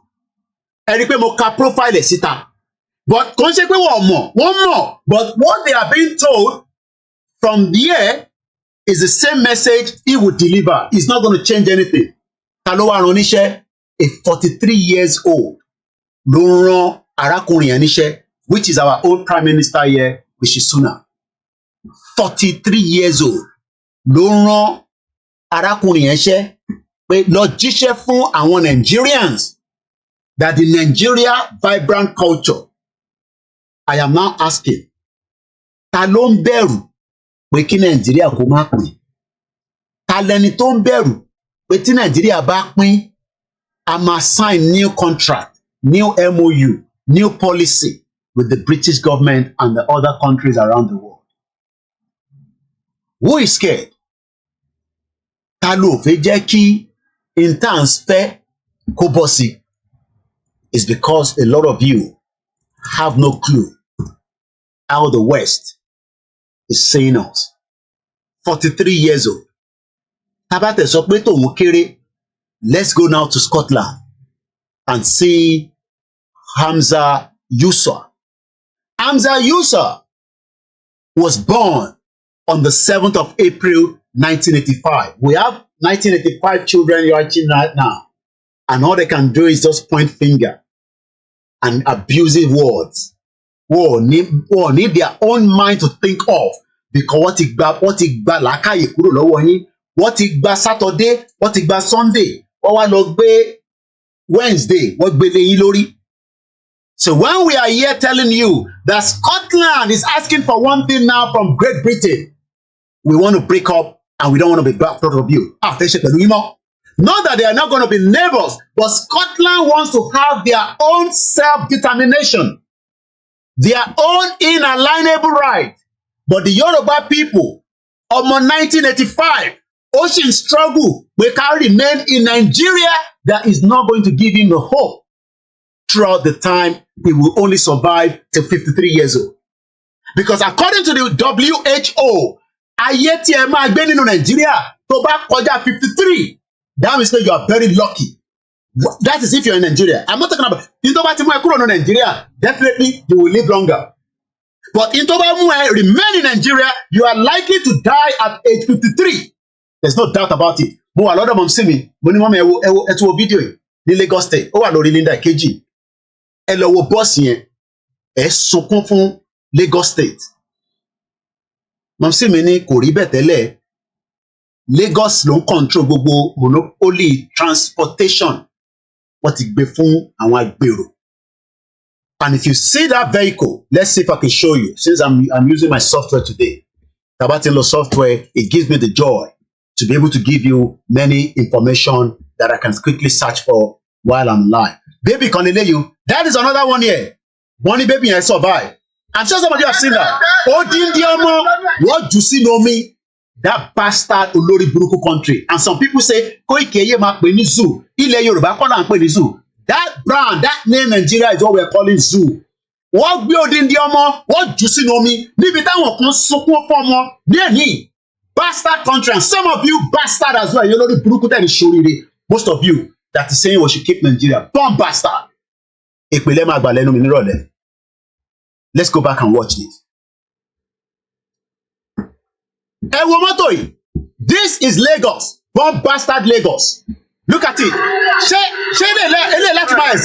Can you see the vehicle? Can you see the back of that vehicle? What pẹ̀lú nylon? And I am here telling you that your life is in danger. Tẹ́bárí ìyá kan, tẹ́bárí bó ṣe bọ́m̀bẹ̀ jáde láti inú mọ́tò yẹn. A wá lọ sí church nísìn, a lọ máa ṣe ọpẹ́. Ṣé ẹ kọ́kọ́ lọ sí church lọ ṣe ọpẹ́ when the vehicle is not drivable? Ẹ wo mọ́tò. Ẹ wo mọ́tò tó ń gbé passenger. Mọ́tò yẹn ti wá mú iná. Òun lẹ wò yìí. This happened in Lagos today. Is this the kind of country that you want us to continue to live as Yoruba people in 2023? Èló ló fẹ́ cost the Lagos State. Kán wipe off gbogbo àwọn bọ́ọ̀sì olóṣì burúkú yìí. Kọ́kọ́ gbogbo ẹ̀ kúrò. Àwọn tó jẹ́ driver àti conductor. Kán wá fún wọn ní iṣẹ́. Kán máa ṣiṣẹ́ lábẹ́ Lagos State. They are playing with your life. Ẹ wo mọ́tò. Ẹ wo mọ́tò tó ń gbé aráàlú. And when we talk, they are here. Ẹ wo mọ́tò. Ẹ wo mọ́tò yẹn bó ṣe bí náà ṣe mú mọ́tò yẹn. You can see it. Ẹ̀rí bó ṣe bọ́ndù ìyá yẹn jáde. Ẹ̀rí bó ṣe ń bọ́ndù ìyá yẹn jáde. Tó jẹ́ kí mọ́tò yìí wà lójú títì in the first place. Ìyá yẹn á lọ sí church lọ́la nísìn. Á lọ mọ́ṣáláṣí nísìn. Á lọ máa ṣọpẹ́. Knowing fully well that their life is in danger, they are still telling me, let's stay in Nigeria. Púpọ̀ nù yín, Fúlàní ti gba làákàyè yín. Ẹ lè ní brain láti think on your own. Wọ́n ti gba làákàyè kúrò lára yín. Wọ́n ti gba number 6 yín. Torí pé tó bá gba number 6 yín, à ń sọ fún yín pé what is going to make the life better for me and you is Yoruba nation. Ẹ wá jẹ́ ká lọ gbọ́ nǹkan tí Scotland sọ. Ọmọ 1985 ló ń lead gbogbo Scotland, and you ó fẹ́ lọ gba visa láti lọ sí Scotland. I pray you, èmi ò ní ṣépè pé kò má gba visa yẹn. But you should feel ashamed. Èmi náà láti feel ashamed. But èmi ò feel ashamed mọ́ nítorí pé nígbà kan làwọn náà fẹ́ràn Nàìjíríà. Àti wá pull out of that bastard country called Nigeria. Nítorí pé a ti rí the right way tí bàbá Akíntóyè sọ fún wa pé ẹ̀yin ọmọ mi ẹ má waste time ara yín lórí Nàìjíríà. The other one was Hindu.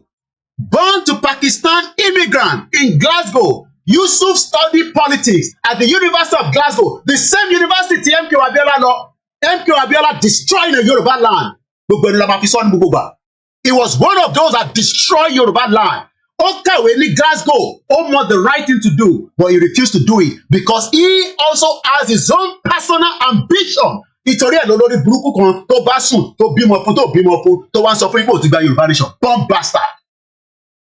I took you down to Glasgow, mo lọ sí Scotland, mo gbé yín dé university yẹn.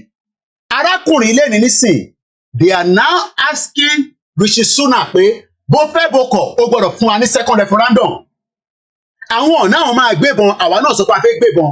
Gbogbo ẹni tó bá lọ ń gbébọn, ẹ̀yin ni problem ara yín. Torí pé bàbá kí tó lè sọ pé kíyàn kan lọ gbé ìbọn, Ìgbòho rẹ̀ ní kíyàn kankan lọ gbé ìbọn. But anyway, òun la máa fi jàdélẹ̀. Tó bá dẹ̀ wá yá, èyí tó bá kù sí olúkàlùkù àmọ́. It's just a matter of time.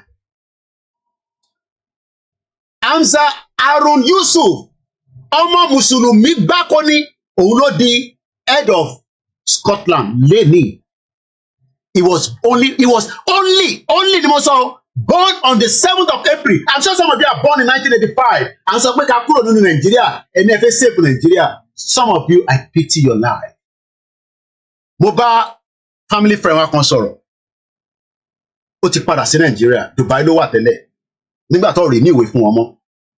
He's back in Nigeria now. Nígbà tí mo sọ fún ọmọ sí mi pé wọ́n ti recall gbogbo àwọn ambassador. Mo ní arákùnrin yìí tẹ̀ ń kọ́.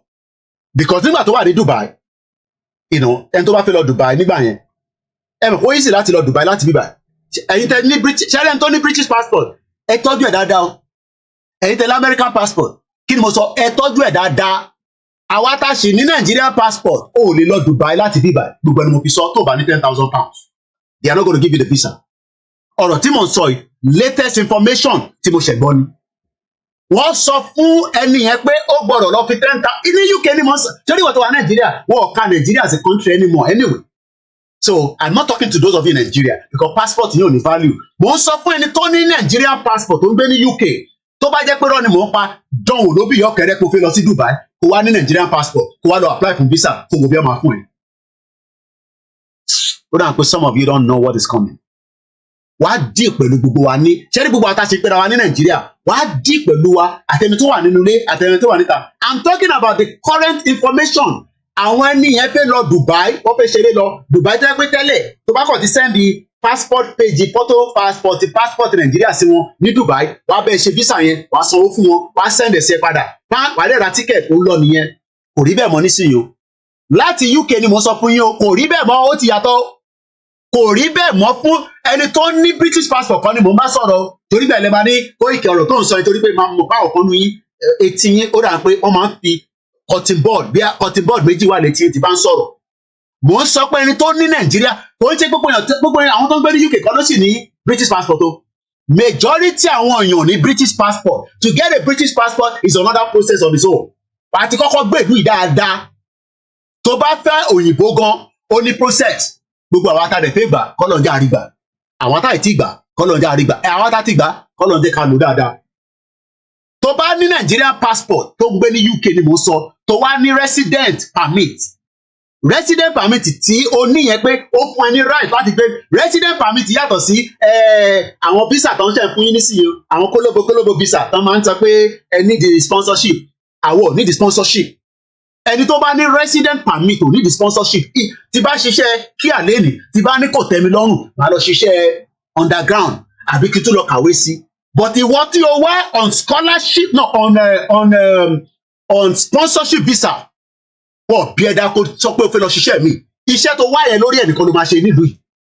Ó tó bẹ́ẹ̀ ni mo sọ fún ẹ pé o fẹ́ change route yẹn orí iṣẹ́ tó gbà ẹ́ sí tó fi wá láti Nàìjíríà orí ẹ̀ náà ló máa dúró sí nítorí pé ìyẹn gangan ni sábìsì ta nídẹ̀ fún wàá lọ bá wa ṣiṣẹ́ engineer inú ò bá sọ pé doctor ni kó lọ kàwé sí gánṣẹ́ that's tó bá tẹ̀ rówó yẹn because it will cost you 53 million naira láti lọ kàwé ní University of Wales. So pé wọ́n fún ẹ ní sponsorship òfin wá sí ìlú yìí wọ́n fi jẹ́ kó wá ṣiṣẹ́ kíá ni nídẹ̀ fún any other job ìwọ máa wọrí Koiki wà ní bíbá ẹ̀ á lọ ṣiṣẹ́ yẹn torí pé resident làwa ní ìyàtọ̀ nìyẹn. Ọmọ tó bí ní 1985 ní April 7 òun náà wá ń jà ní sí pé àwa ará Scotland o fẹ́ ṣe pẹ̀lú UK mọ́ ìlú tó lẹ́fọ̀n tó lẹ́kan náà ìlú tó sì sàn ju Nàìjíríà lọ more than 300 times. Kò ṣe pé territory wa ò wà okay, but the brand tá à ń pè Nàìjíríà yẹn òun ló fún wa ní concern. So some of you now think that it can change overnight. Ẹ wá ń pray, ẹ wá ń lọ pray sí Ọlọ́run, ẹ wá rò pé Ọlọ́run dàbí òmùgọ̀ bí ọ̀dọ̀ tiwa. Tí èèyàn tí ó bímọ tó bá yẹ pé ìlú yẹn ní yes wọ́n ti gbọ́ ọmọ yẹn lóòótọ́, but tó bá jẹ́ pé sympathy wà láti ilẹ̀ ni nígbà tó ọmọ yẹn ti lóyún ó yẹ kó ti lọ sí hospital. Kò sí ẹni tó bá lóyún nílùú yìí wọ́n máa fún ẹ ní nítorí pé ní red book yẹn ló máa gbé lọ tó bá ti lọ fún health check service, nítorí pé wọ́n fẹ́ máa tọ́jú ọmọ yẹn. Ibẹ̀ ló ti máa mọ gbogbo ẹ̀tọ́. Ṣèbí ọmọ yẹn ọmọ gbogbo ẹ̀tọ́ ẹ̀ ni tó bá mọ̀ pé òun lẹ́tọ̀ọ́ nínú Nàìjíríà olórí burúkú òṣìlúwèrè yẹn ni tí ó máa lọ ju ọmọ sínú odò. Ṣé ó máa gbé odindi ọmọ á lọ jù sínú odò nítorí pé kò mọ ẹ̀tọ́ ẹ̀ nínú Nàìjíríà, because Nigeria is a shithole country. Kò mọ ẹ̀tọ́ ẹ̀. Èèyàn kan wọ́n sọ fún yín pé there is a Nigerian culture. Mo wá ń bi ibi tí mo fẹ́ mọ̀, I don't want to stay too much on this àwọn ti Scotland. Arákùnrin ẹ̀ wá bá ń béèrè lọ́wọ́ ẹ̀ pé níbo ló ti rí that Nigerian culture? Ẹni kó wá ṣàlàyé fún wa. Ẹni kó wá bá mi ṣàlàyé pé níbo ló ti rí Nigerian culture, because there is nothing called Nigerian culture as of today 2023. Mo kí gbogbo alẹ́ kan sí. And that's why I wanted to start early. Torí pé ẹ rí pé àwọn ariwo báyìí tó bá ti dọwọ́ òru, ìyàwó mi máa ń sọ pé ṣé mo mọ̀ pé ilẹ̀ ti ṣú àní neighbor. And that's why I wanted to start early. So sometimes when you read this kind of nonsense, tẹ́lẹ̀ lèmi náà mọ̀ nígbà tẹ́mi náà wà Nàìjíríà. You see all these Oyinbo people, Nigerian. What is Nigerian culture? Let's read this further. The British envoy applaud Nigerian vibrant culture and a warm welcome. Definitely, Oyinbo Pepe Nina. He said that in his short time in the country, he had been able to visit the beach, among other exciting places. And I'm sure some of you also visit the beach, which is your right. The British Deputy High Commissioner in Lagos, Johnny Buxton, said his first few weeks in Nigeria revealed the people as passionate. Oh yes, we are the most loving people in the world. Even the Igbo, the Hausa, the Yoruba, the Kanuri, as many other ethnic groups. I am not talking about the Fulanis. We are passionate. We are full of energy. You can see that every time. Every day sometimes you wonder that, are people really suffering in Nigeria? Because that energy is in us. But ní rí energy yẹn lò láyé. Should we remain in Nigeria? Ní rí energy yẹn lò tólúkálukú wa máa fi lọ. Máa gbìyànjú á máa já wálẹ̀ ni. Máa jọ gbìyànjú á máa já wálẹ̀ ni. Because the energy has been removed. But the word energy is being told to as many of us. But what ti yọ nísàlẹ̀? Báwo ló ṣe yọ? They remove our indigenous right and give us a Nigeria, and they expect us to function as human beings. That is why some of you cannot function as human beings. Àwa la gbọ́dọ̀ máa remind yín pé this is the way you have to function. This is a rule. I cannot show you any other thing here, but I can always show you this. Cherry, this I've showed you so many times. My son used to play football. Ó gbáṣẹ́ gé football. I was always praying pé tètè bá ń gbá football kí bàbá ẹ̀ náà lè lówó lọ́wọ́. Ọmọ kò bá bọ̀ mọ́ báyìí o. Ó kàn ń gbá for pleasure nísìnyí. Nígbà tó ń gbá bọ̀, ọmọ wa fi mọ́tò gbé nínú ilé ni. Níbi tó gùn dìde, wọ́n máa ń fi bọ́ọ̀lù, wọ́n máa ń fi mọ́tò tí bá sọ fún àwọn coach ẹ̀ tó ti ń ṣe training academy ẹ̀ pé kò ní wá. Wọ́n á ní kí n jọ, báwọn máa fi mọ́tò gbé. And I'm talking about year wo lélẹ̀. This was 2016. Ó gbá ṣégè àwọ́dì kún bíbá rẹpẹtẹ. Lẹ́ni nísìn, ó lóun ò bá bọ́ ọmọ. Ìwọ wà Nàìjíríà nísìn, tí wọ́n bá jẹ́ pé irú opportunity ẹni wọ́n rí. Ṣé òní lẹ̀ dímọ̀? Nítorí pé ó ní another opportunity nílùú tó wà yìí ló ṣe sọ pé òun ò gbá bọ́ọ̀lù mọ́. Ọ̀rọ̀ bọ́ọ̀lù kan ló kàn nísìn, dádì. Ó ní opportunity mi wà fún un. Opportunity mi wà, kò ń ṣọ̀rọ̀ bọ́ọ̀lù, another award tún lélẹ̀. He's a footballer gidi. Èmi máa ń pè pé tẹ́ ẹ̀ bá mi gbá bọ́ọ̀lù kémi náà ra Mercedes. Èmi ò tẹ́ mọ̀ fátẹ́ máa bẹ̀rẹ̀ Yorùbá nation. Tó bá tẹ̀ pé mo ti lọ ra Mercedes ni, bẹ́ẹ̀ ṣe máa sọ pé owó Yorùbá nation náà mo fi ra Mercedes. Tom Pastor. Èmi ẹ̀ lẹ wà Nàìjíríà. Ṣé mi mo wà Nàìjíríà? Ẹ̀yin lẹ wà Nàìjíríà. Èmi ò sí Nàìjíríà. Ìta lèmi wà. Ṣẹ́rí, another one ti lélẹ̀. Bó ṣe ń fún nìyẹn. 100 appearance ni wọ́n fi fún lélẹ̀. 100 appearance. Ẹ rò pé mo ṣeré lórí social media. Ó kù díẹ̀. Kẹ́ lè bá wọn pé méjì ni ọ̀tọ̀ọ̀tọ̀ ni. Ìkan tún rè kẹ́rì pé méjì ọ̀tọ̀ọ̀tọ̀ ni. Òun fi lọ show yín lẹ́ni tètè kí n má show yín. Eléyìí, mo ní sọ ibi tó ń play fún. Tournament winner 2014. Eléyìí 100 appearance. Ṣé rí pé bàtọ̀ tọ̀tọ̀ méjì ni? Torí pé kí n má lọ mú mi wà lánàá ká Koiki àmì kan náà ló jẹ́ òmùgọ̀.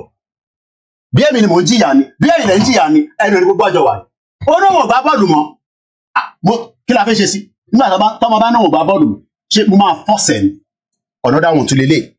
Ṣé mo máa fọ́ọ̀sẹ̀ pé kó gbá bọ́ọ̀lù?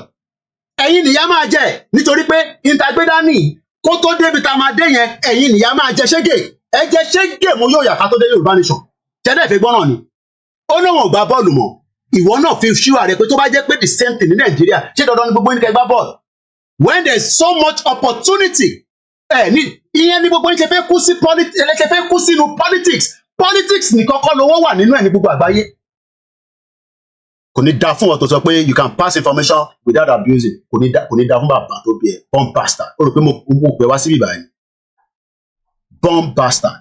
O ti mute ẹ, o ní lè comment mọ́. Bí mo rán ẹ wá síbí báyìí. Mo sọ fún ẹ pé ibí báyìí kò ń ṣe eré ni mo ń ṣe níbí báyìí. Ó rí pé mo ń láàgùn bomb bastard. Ẹ wá bá ń bí deputy high commissioner. Ẹ bá ń béèrè lọ́wọ́ ẹ̀. Níbo ló ti rí culture yẹn? That's all I'm asking. Níbo ló ti rí culture yẹn kó wá ṣàlàyé fún mi? O rò pé mo ń ṣeré níbí báyìí? Ṣé o rò pé mo ń ṣeré níbí báyìí? Eré yìí tó ń dun ọ̀pọ̀lọpọ̀ yín lèmi sọ fún yín yẹn. Èmi wà ní UK, èyí wà Nàìjíríà. Yìí tó ń dun ẹ̀yin tó ń dun èmi ni mo lájọ́ sọ níbí báyìí. One bastard. O rò pé à ń ṣeré ni? Ẹ bá wá bí tó ti ń ṣeré, ẹ lọ wo Big Brother Nigeria níbi tó ti ń ṣọ́yàn sílẹ̀. Torí pé mi ò ṣọ́yàn sílẹ̀ níbí báyìí. I am not joking here. Now, ẹ béèrè lọ́wọ́ British High Commissioner, Deputy. Only I was really looking forward to coming to Nigeria, particularly to Lagos, to enjoy the vibrant culture. Culture wo ló ń sọ̀rọ̀ ẹ̀? Ṣé culture Yorùbá ló ń sọ ni? Culture ilẹ̀ Igbo ló ń sọ ni? Àbí culture Hausa? The vibrant food. Ṣé túwó ló ń sọ ni? Ṣé àmàlà ló ń sọ ni? Ṣé ìdíkàíkan ló ń sọ ni? And all of the other things that Lagos produces. Ìmọ̀ ń bèrè pé kí ni Lagos ń produce? Kí ni Lagos ń produce as of today? Can you tell me? What is Lagos producing? Apart from rubbish that we saw in that video. Níbi tí mọ́tò tó ń jóná lẹ́kọ̀ọ́. But don't think that all these people, àwọn tẹ̀ ń rí àwọn òyìnbó pẹpẹ, don't think they are there because of you. Ṣẹ̀rá àwọn tí wọ́n jọ ṣe gathering tí mo play video lẹ́ǹkan ẹ̀rí ẹ̀rẹ́lú woman yẹn àti another one. These are the caliber of people that the British want to talk to. So that àwọn ọlọ́mọ wa ní ẹ lọ bá wa pass a message fáwọn Nigerians that there is still hope in Nigeria. Was that not what they told Nigerians after the EndSARS? Many Nigerians were crying, were shouting, they were filling up the petition here in UK. What was the end of it? What was the end of that petition? That petition has now been forgotten like nothing. What they did was, after that EndSARS, they increased the quota of the visa coming from Nigeria. I can tell you that. What increase the visa here? What increase it? So that way, many people will apply for visa. Apply for me. Yes, because that was the technique. But when you get here, no be wasa. Let's continue. Meeting Nigerians has been fantastic. There's nothing called Nigerians. That is another fraud that is talking about. Meeting Nigerians. Who are Nigerians? Who are the Nigerians that he's talking about? I want in Nigeria. Who are the Nigerians? Yoruba, indigenous people. Igbo, indigenous people. Hausa, indigenous people. We have 351 indigenous people in that enclave. Our lock everything together in 1914. But when they come down, they will tell you, I met Nigerians. Only meeting Nigerians has been fantastic. And the welcome I have had has been absolute incredible. I love the fact that all Nigerians I have met have been passionate and full of energy. Àwọn òyìnbó yìí Ọlọ́run. Who is scared of the breakup of Nigeria?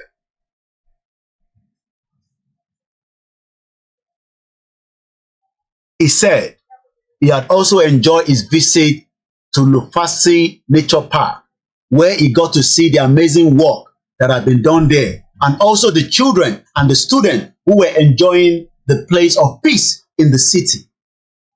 Are you sure? Ṣé màá gbọ́ pé wọ́n ju ọmọ kan sínú inú omi ṣá? Kò lè gbọ́ yẹn. Kí ló mú abiyamọ tó gbé ọmọ fún 9 months ó dẹ̀ lọ jù sómi? Only I enjoy the Nigerian cuisine. There's nothing called Nigerian cuisine. It's either you enjoy the Hausa cuisine, the Yoruba cuisine, the Igbo cuisine. Now, let's go straight to Maryland. Remember, we were talking about it yesterday in our broadcast. I couldn't show you properly because I was not using the software. I'm not even going to talk about it from the point of the Nigerian media. Let's go straight to CBS, where the article came out from. Maryland in America. Maryland learner permit test to be offered in 9 languages. Everybody knows that language. Yoruba language is one of them.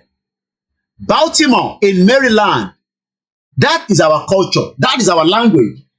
One people, one culture, one language. So níbo lòun ti rí gbogbo Nigerian culture. Níbo lòun ti rí gbogbo nonsense yẹn. Àdúgbò ló gbà rí. It's because that is what they are told as diplomats. Just as the Nigerian High Commissioner around the world are also presenting us to the country Tobawa as Nigerians. Even though Bola Tinubu, the president, has recalled every single one of them, apart from the United Nations ones, because he will be attending the United Nations General Assembly. Baltimore. I have shown this thing for 3 years, but I'm a Yoruba people until àwọn West tó bá sọ̀rọ̀ la máa believe. Why do you think that they've chosen Yoruba as a language to be used in the Maryland Department of Transport Motor Vehicle Administration, known as the gov.wiz? Ẹ jẹ́ ká tẹ̀ lọ sí website yẹn. Let's go on that website and see.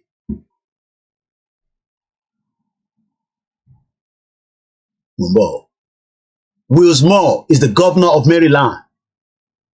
Again, he was born in 1978, almost 44 years old. The governor of Maryland is also 44 years old, 15th of October, 1978. I don't understand how our Yoruba people are thinking like this. Now, let's go straight to the Maryland governor's office. Let's go on their website. Forget it, you can't go on any website in Nigeria because there's no website to go into. So this is the office of the governor of Maryland. His name is Wes Moore. Wes Moore, spelled as M-O-O-R-E, is the number 63 governor of the state of Maryland. Is Maryland's first black governor in the state, 246-year history, and is just the 3rd African-American elected governor in the history of the United States. Why is it that our North Kontoma bring a new history that will change the narrative of who we are as being told lie by the British envoy to Nigeria? Kí ló dé táwa ò fẹ́ something like that? He was born in 1978, October 15, precisely. But ibi tí mo fẹ́ lò kàn nìyẹn. I want to go to the transport, which is what we want to talk about. So let's go to Maryland Department of Vehicle and Motor Transportation. Let's go in there. And I think this is the website. What on the website? Not like Nigeria. This is the website. Am I being entered already? They rescreen me because we're not, normally Bishaman shoot them rescreen. Apology to that. This is the website known as mba.maryland.gov, where it's also known as Maryland Department of Transportation Motor Vehicle Administration. I'm sure Kutabanika Lord City, Nigeria, we won't find anything anyway. But that is not where we're going. What we want to find out here is that they've now been able to say that ẹni tó bá fẹ́ lọ ṣe test kò ṣe dandan ni kó wá ṣe ní English, because English is not only the language spoken in that state called Maryland in the United States of America. Based on the censor, they have been able to find out that there are other ethnic minorities living in that part of the state. Mostly, as we can say, they have the Yoruba in West Africa, Tagalog, Amharic, Arabic, Russia, Urdu, Hindu, Farsi, Portuguese, and the American Sign Language. The new languages offering were determined with the United States censor data. Improving the accessibility for the driver's knowledge test and study material is a critical to serve Maryland linguistically diverse population, said the Motor Vehicle Administrator Chris Neville. The current languages that is used currently right now is called English, Spanish, French, Nepali, Korean, tradition, Chinese, and Vietnamese. If America, Maryland, can recognize our language, pé èdè yìí la máa sọ láti fi ṣe test, kò ń ṣàwọn nìkan. I know that. Let me go to Acne Council in London, because I know that there's some websites in UK, London Borough of Acne, that you can change the language from English to another language. So let me see if Acne is one of them.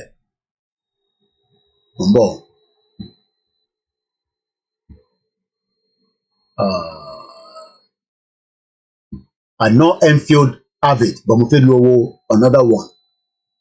So this is the Acne, London Borough of Acne.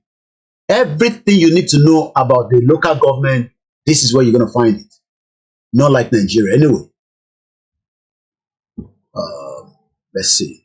So, tó bá fẹ́ rán ọmọ lọ sí school, from education, council and election, birth, death and marriages, library, park and leisure, education and schools, businesses and licensing, waste and recycling, health and social care.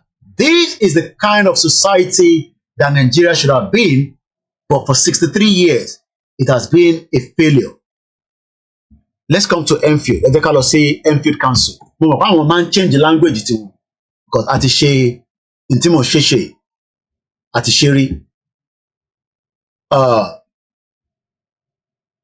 Mo fi wo ibi tó wà gangan ni. Change the language. We want to change the language.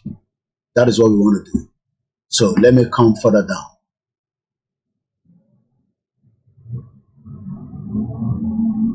Language. I know I've done this on Enfield Council before. So let me see. Yoruba language. Let's first put Yoruba language there. Yoruba language. Okay, search results for Yoruba language. Accessibility. Under accessibility, so let me click on this. This accessibility statement applies to the Enfield Council website and the web form portal. Login required, known together. Blah, blah, blah, blah, blah. No, I want to change it to Yoruba. For me, a bit of time. I know it's there. We've done it before about 2 years ago. Accessibility statement, no. Privacy, no. Organization structure, raise a member of equality, no. It has to be, let's go back again to home. Gbogbo tẹ́ ń rí nísìn, ó máa changes sí Yorùbá. For a few minutes, services. So these are the services that they have. They have cost of living, support, council tax, education, housing, parking, planning, rubbish, adult social, benefit, birth, business, career, children, community, counselor, environment, health being, improve Enfield, leisure and culture, libraries, local, nuisance. We have so many nuisance people as well in UK, especially some areas poverty ti fẹ́ bá tiwọn náà jẹ́ níbẹ̀, because the inflation is going up in UK, and I might touch on that just a minute. How do I change the language?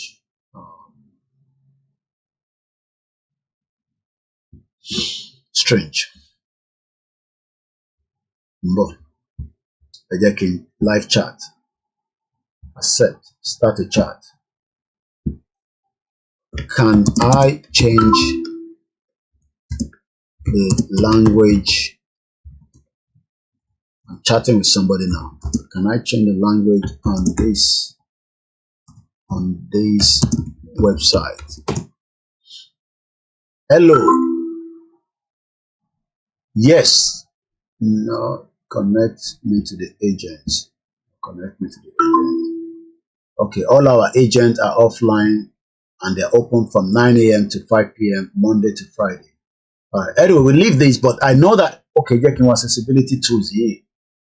I am the Reach Deck toolbar and I offer speech, reading and translation support.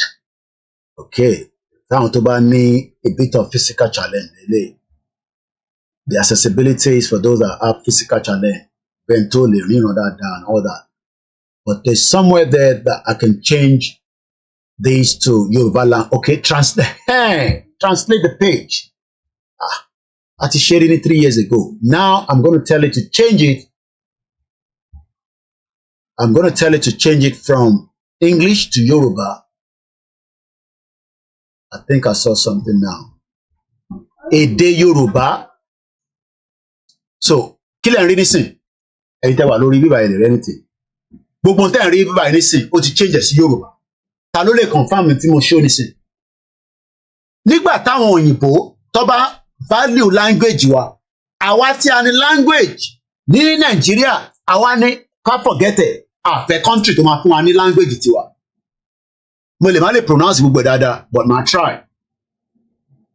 Ìyẹ̀wò tí àtìlẹ́yìn ìgbé, council tax, ẹ̀kọ́, ibùgbé, ìdúróṣinmí, ètò àti ilé, ìdọ̀tí àti àtúnlọ̀, ààbò, àwọn ọmọdé àti àwọn iṣẹ́ ẹbí, àwọn iṣẹ́ pẹ̀lú ìgbìmọ̀ Enfield, ìṣọwọ́ àti ìwé àṣà, ìbí, ikú, fẹ́ni tó bá ti kú nìyẹn, council máa help wọn.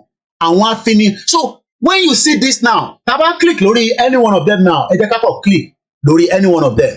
The same thing ni pé Yorùbá náà, So when we are now telling our people at home that no, ẹ jẹ́ ká padà sẹ́yìn, mo fẹ́ padà sí bíbá. Now again, I can change this. Mo tún lè ní kó change ẹ̀ gbogbo bíbá ẹ̀ kó change ẹ̀ padà sí èdè. I want it in Yoruba. So what am I just trying to say here? It's the same thing that is happening in Maryland. So our value èdè wa, ṣe rí pé ó ti translate gbogbo page yìí, so that ẹni tó fẹ́ wá fill the form tí kò gbọ́ English, á ṣàgbọ́ Yorùbá, èmi ò gbọ́ Yorùbá gan nísìn dáadáa. But ẹ ti rí pé every time you can change the page. Tẹ́ bá click lórí eléyìí nísìn, a bá gbé English wá, tó o bá get English yẹn, wà á tún lọ translate ẹ̀ kó gbé padà sí èdè tó understand. Tó bá dẹ̀ fẹ́ Yorùbá náà, wà á tún lọ another language. This is all we're asking for. This is the only thing we're asking for. Tó di wàhálà láàrin àwa àtàwọn tó wà nílé. Ṣẹ̀rí pé ó tún change èdè yẹn. Ó translate gbogbo English yẹn, ó translate sí Yorùbá. Ọdún ẹ̀kọ́ 2022 sí 2023, àwọn ọjọ́ ìgbé ilé ìwé. I think these are like the days where children have, holidays. Ẹ rí pé bank ìsinmi 26 àti 27 oṣù kejìlá ọdún 2022, oṣù kẹta ọjọ́ kejì ọdún 2023, oṣù 7 àti 10 oṣù kẹrin. So ṣé fíyàn bá wá rí gbogbo ilé tó jẹ́ pé officially gangan làwa ní ilé nílẹ̀ Yorùbá, kí ló tún kù tá à ń fẹ́? But many people do not want that. But the same British deputy high commissioner tó lọ sí Èkó, òun wá ń sọ fún wa pé Nigeria culture, but ní UK ó mọ̀ pé kò sí nǹkan kan tó ń jẹ́ bẹ́ẹ̀, nítorí pé kí ni Yorùbá, Haúsá, Igbo àti àwọn other ẹ̀yà mìta jọ ń gbé ní bíbá, wọ́n make it very convenient fún gbogbo wa nítorí pé tó bá make it convenient ni kò jẹ́ kó máa sọ pé wọ́n fi translate English sí Yorùbá and I won't be surprised that ACME doesn't have it as well because ACME náà ní àwọn Yorùbá tó pọ̀ níbẹ̀ but mo mọ bí ṣe change yẹn but anyway at least we have an idea that we've seen okay accessibility statement. I know it will be here as well, but it's just going to take time. So, let's come back, let's come out of all this. Let's now go back one more step to Scotland. Scotland. Scotland is still asking for the right to self-determination. Scotland. Paper and referendum. This was last year on the 28th of June. I need to close some of these so that we don't lose our broadcast today. Now, let's stay on this alone. Let's close the... Oh, no, I'm going to come back to this. I might still need it. Scottish Independent Referendum Bill. Kilo mean. This was 28th of June 2022. This bill setting out aspect of the referendum, including the referendum question, form of the ballot paper, and the date of referendum. But they are not going to do so because they want Nigeria. It's just 1 to 5. I will try to read everything quickly. This is what our politician, Nile Yoruba, into a comma propose they need. Even if it's going to take 2 years, 3 years, 4 years to prepare our exit peacefully out of Nigeria, but they are not ready. Warfare can remain in Nigeria so that they can keep every one of us below par. Let's read this. Scottish Independent Referendum Bill. The following accompanying documents are also published. Explanatory notes, Scottish paper, bill, a financial memorandum, a policy memorandum, a delegated power memorandum, and a statement on legislative competence. Scottish Independent Referendum Bill. Pre-introduction. Page 1. An act of Scottish Parliament to make provision for the holding of a referendum in Scotland on a question about independence of Scotland. Just as far as for independence is our inalienable right. Referendum. Number 1. Purpose of this act. The purpose of this act is to make provision for ascertaining the views of the people of Scotland on whether Scotland should be an independent country. That should be the priority of Gbogbo Yoruba politician. But what because that is the only way that we can have the kind of energy, the kind of drive that will make our life better. But what and because the moment they give us this opportunity, that will be the end of their Ijeku. Let's go further. Number 2, referendum on Scottish independence. 1, open bracket, close bracket. A referendum is to be held in Scotland on a question whether the independence of Scotland. Number 2, the question is, should Scotland be an independent country? Whether you like it or not, whether it is your view that no, koikimedia disagree with it, do you want an independent Yoruba nation? Yes or no? If it's in the comment section. Even if you don't agree with it, just put no. Even if you're not sure yet, say I am not sure yet. Because another question,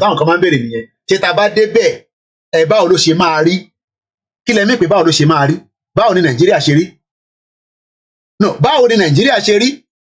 Tá bá débẹ̀, ṣebí láàrin ara wa láti máa treat ara wa. Kò ní jẹ́ pé wọ́n ṣe máa lọ sí federal, wọ́n máa lọ mí yẹn, wọ́n ń pín owó láti federal, owó ilẹ̀ Yorùbá, tó pa ní Lagos State, wọ́n wá ní wọ́n ń pín, tó bá wá lọ sí Kano, Kano á sọ pé àwọn ò fẹ́ alcohol, bọ̀ wọ́n ń gbowó alcohol. Ìbéèrè tí mò ń bi gbogbo wa lálẹ́, ẹ̀yin tẹ́ wà lórí ètò, o gbọ́dọ̀ comment, a gbọ́dọ̀ mọ view ẹ. Even if you disagree with the movement, fi síbẹ̀ pé Koiki mi ò tí ì wà sure, túbọ̀ máa ṣàlàyé fún mi dáadáa kó yé mi, fi sínú comment section. Bí wọ́n ṣe ń bi àwọn ilé náà nìyẹn. Should Scotland be an independent country?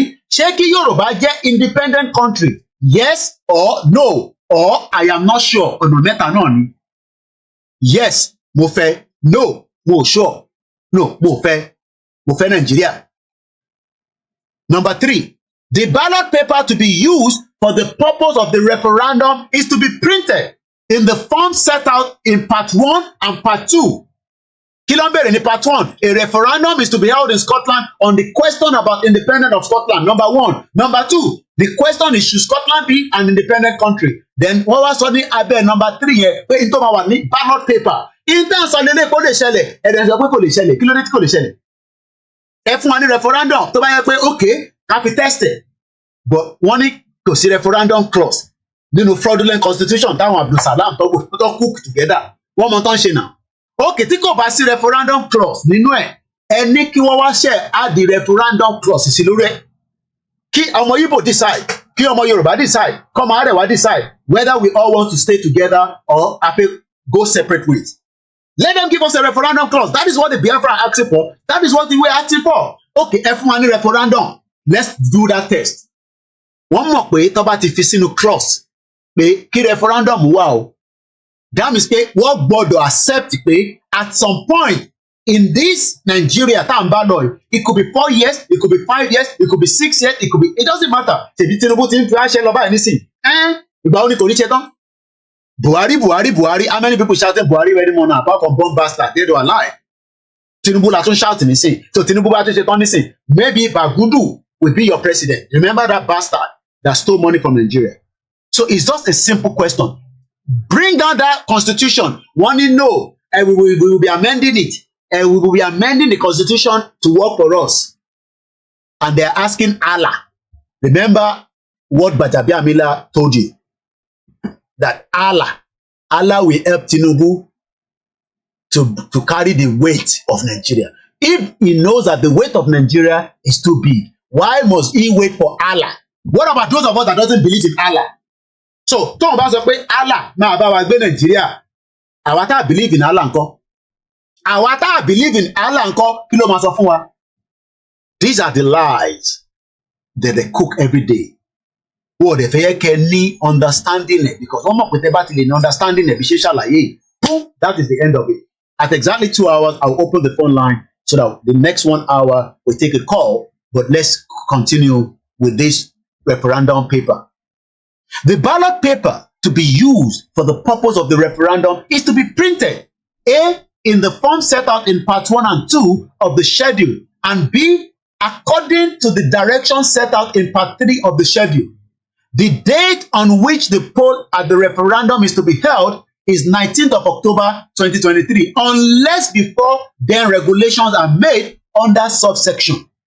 Subsection 6 applies if the Scottish minister consider that it is impossible or impracticable for the poll at the referendum to be held on the 19th of October 2023, which is next month, that it cannot be conducted properly if held on that day. The Scottish ministers may by regulation appoint a later date as the date on which the poll at the referendum is to be held. Regulation under the subsection 6 may include incidental, supplementary, consequential provision. B, may modify any act, including this act, and C, subject to a firm procedure. Kò sí nǹkan tó le nínú pé kíyàn break ìlú nínú ìlú.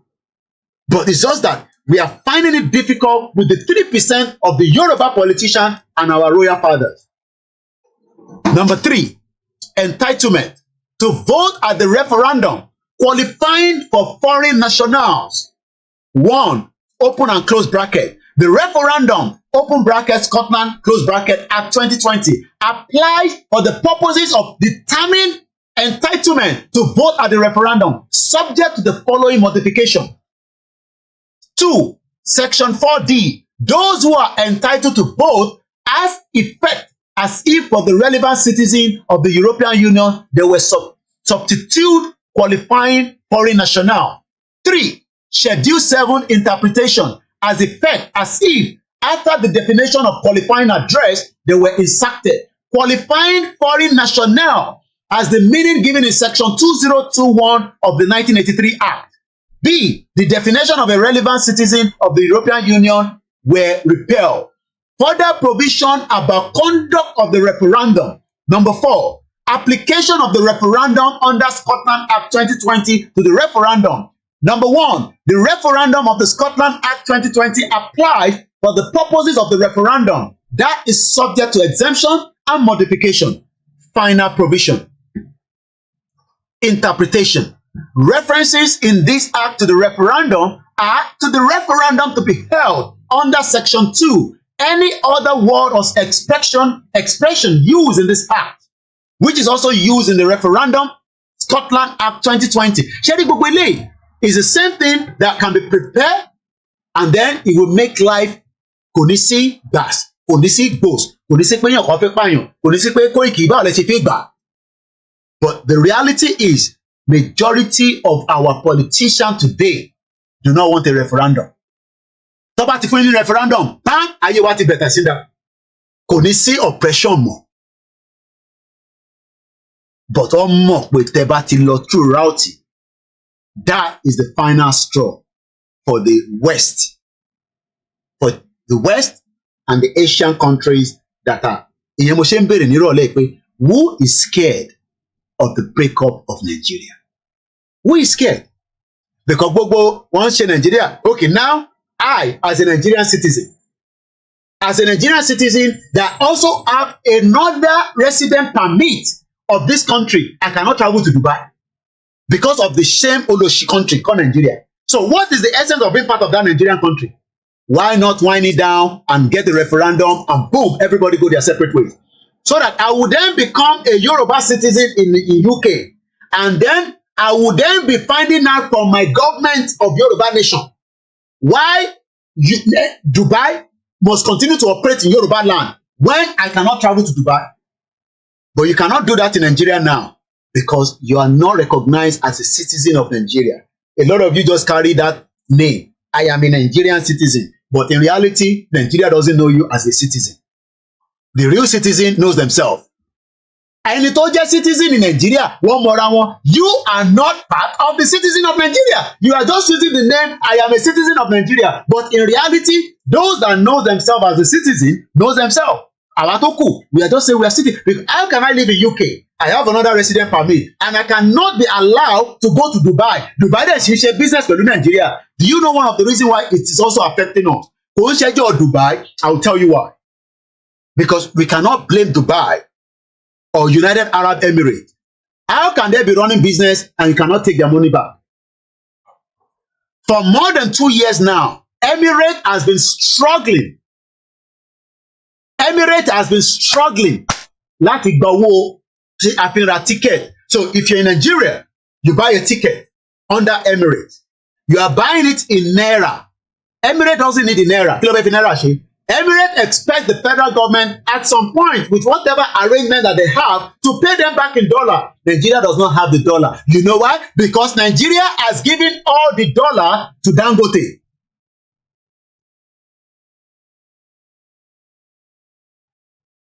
So our foreign reserve is no longer working. So that means pé ẹ̀yin tẹ́ wà Nigeria tẹ́ máa fi Dubai fi lọ tàn wọ́n yàn jẹ́ pé Dubai ni wọ́n wà ọmọ orúbẹ̀rẹ̀ lágbára bàjẹ́. Àwa gan tá wà ní UK àfẹn tó bá ní British passport nìkan tó bá ní British passport ó máa ní £10,000 lákàntẹ̀ kan tó issue visa fún mi. Ìyàwó mi wá ń bi mí pé ṣé ẹni tó ń gbé ní UK fẹ́ sá kúrò ní UK lọ sí Dubai ni?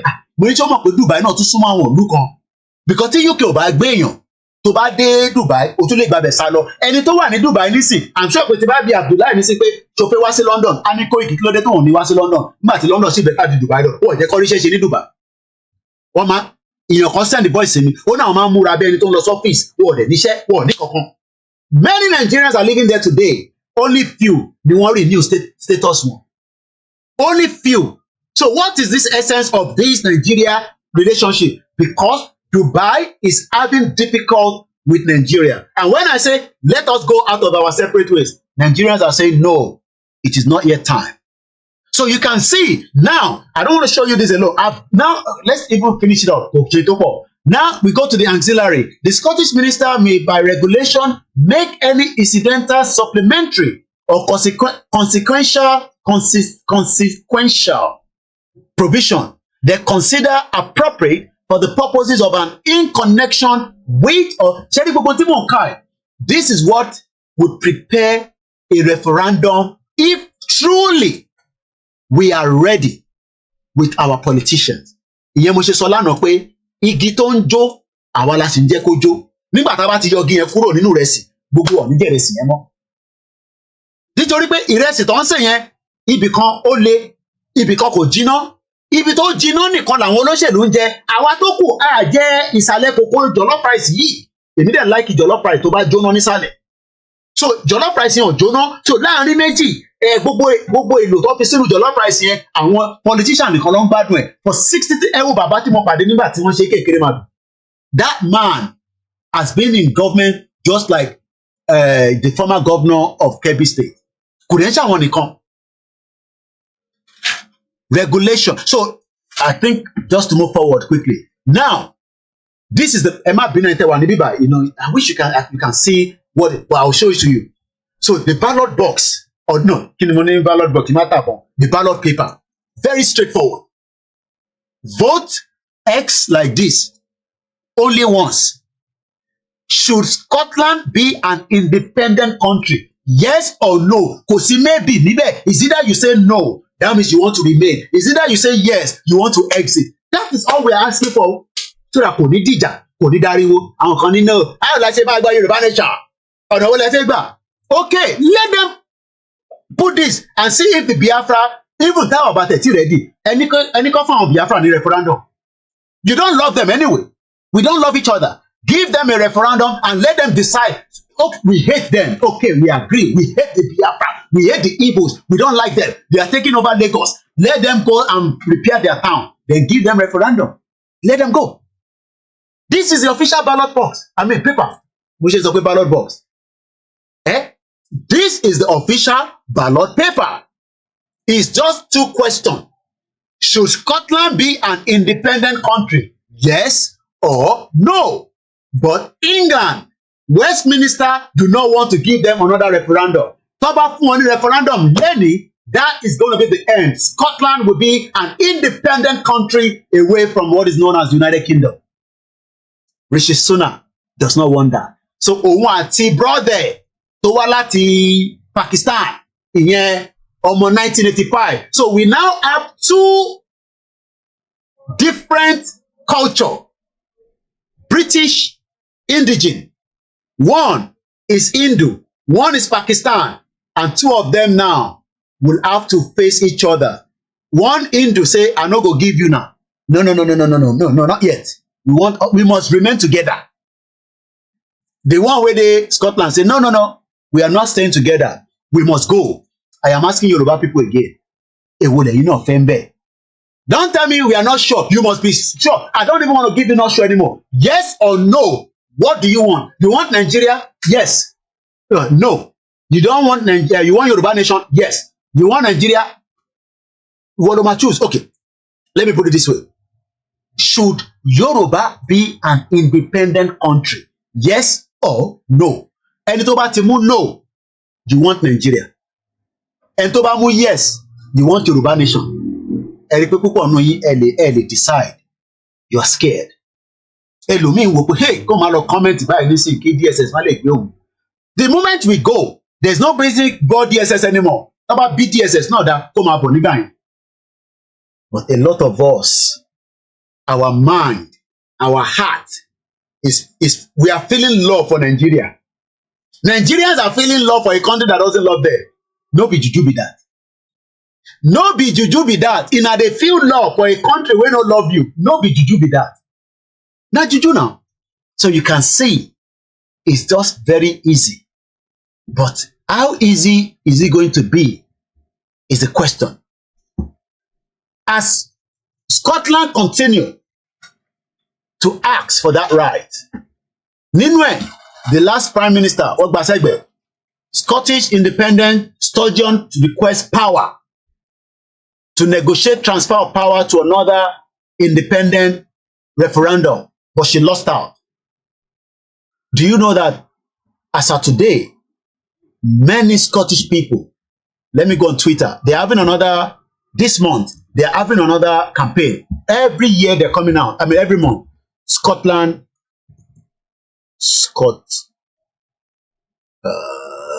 Scottish independent. Let's put it that way. Listen. Okay, this was 21 hours ago. Independent is normal. So, Awele, John Curtis of #BBC CDN, ripping apart another unionist tactics. The argument is not simply about how much money is spent. It is about who should decide how the money is spent. People the best. Let's watch this one first. Lines that will now say funded by the UK government will be any more effective in persuading people in Scotland of the legitimacy of the current constitutional arrangements than those of the EU. Because I think what you're missing in your answer is that, yes, sure, fine, people will welcome spending on infrastructure, but the argument up here is not simply about how much money is spent, it's about who should decide how the money is spent. Is that not the same thing in Nigeria? Who is deciding how much the money? Is it not your government? So now, let me open this Twitter page. Independent is normal. They have about 4,000 followers. And you can see, damning new poll. 53% of voters think this Tory government is institutionally corrupt. Only 15% disagree. Worst ever level in global corruption index, with only Qatar, Myanmar, Azerbaijan, Oman seeing their ranking decline. Let's go. Now, this is the Scottish people. Awati and Sekwe, we don't want Yoruba nation rally anymore. The one we have done is more than enough. Look at the Scottish people out. This was last month. They're coming out again this month. Can you see them?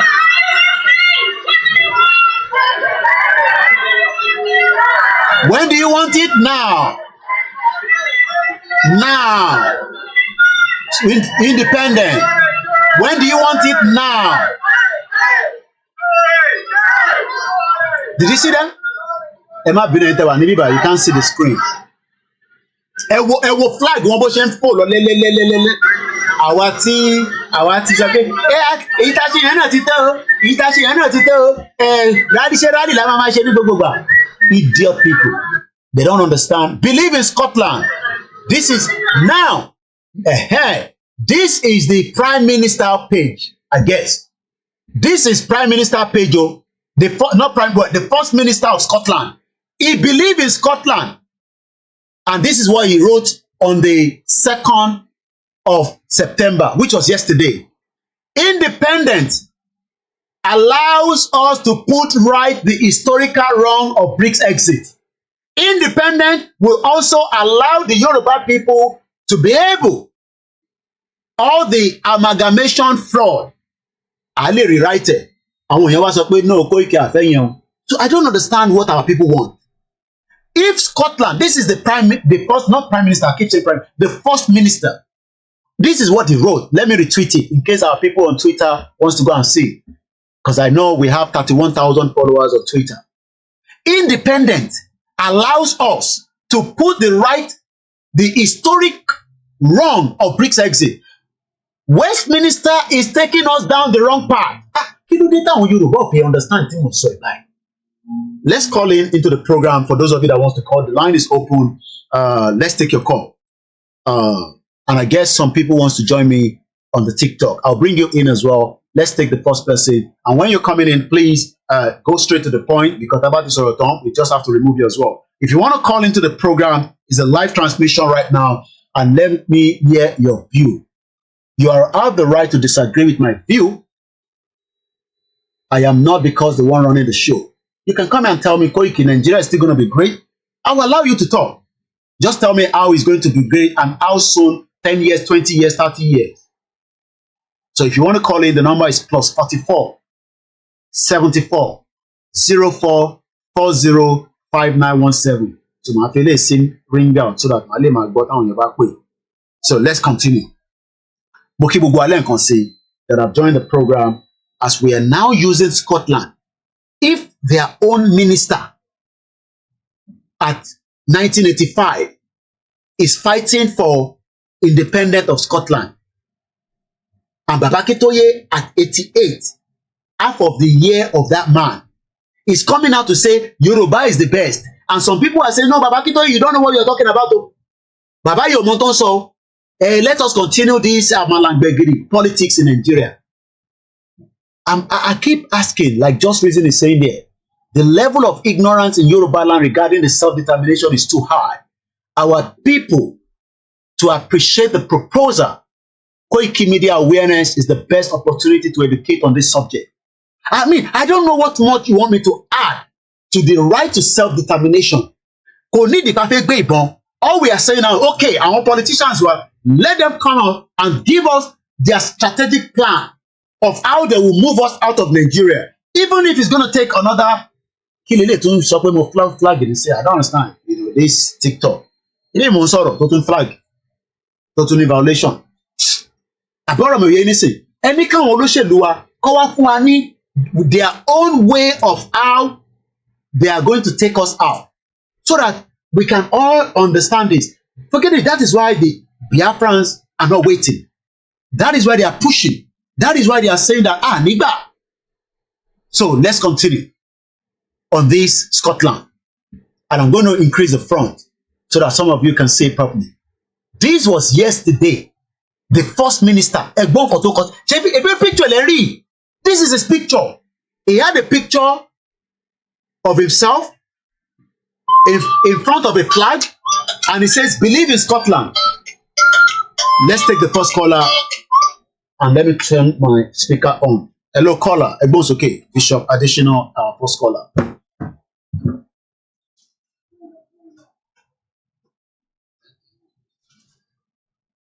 It's going to come up on that now. Go ahead. What I just want to say is that Yoruba máa dá dúró bí àwọn èèyàn fẹ́ bí wọ́n pọ̀, and it is not in the hands of any international power to do that. Yoruba máa dá dúró. And the Great Britain tẹ́ ń wò yẹn ó máa pín sí mẹ́ta. It goes to speak Wales, we go Scotland, we go England, we go. Àṣírí yẹn ìrònú yẹn ló ń pa màmá yẹn, màmá ṣàlíyà tó lórúkọ ẹ̀. That way.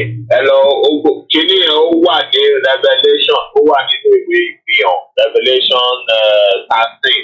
He explained it. Then that great split into 3. Split into. Another ṣàlàyé àṣírí woman yẹn, only that great land, ó ní mo rí obìnrin tó jókòó sórí.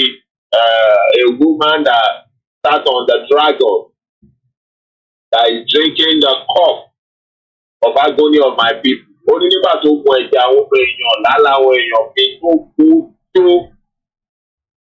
Ó ní pé ìdájọ́ Ọlọ́run wá balẹ̀ lórí. So she was òun ni tó ṣẹlẹ̀ sí woman ẹ̀ tó give up the goods. Then ọmọ ẹ̀ tó hand to UK now.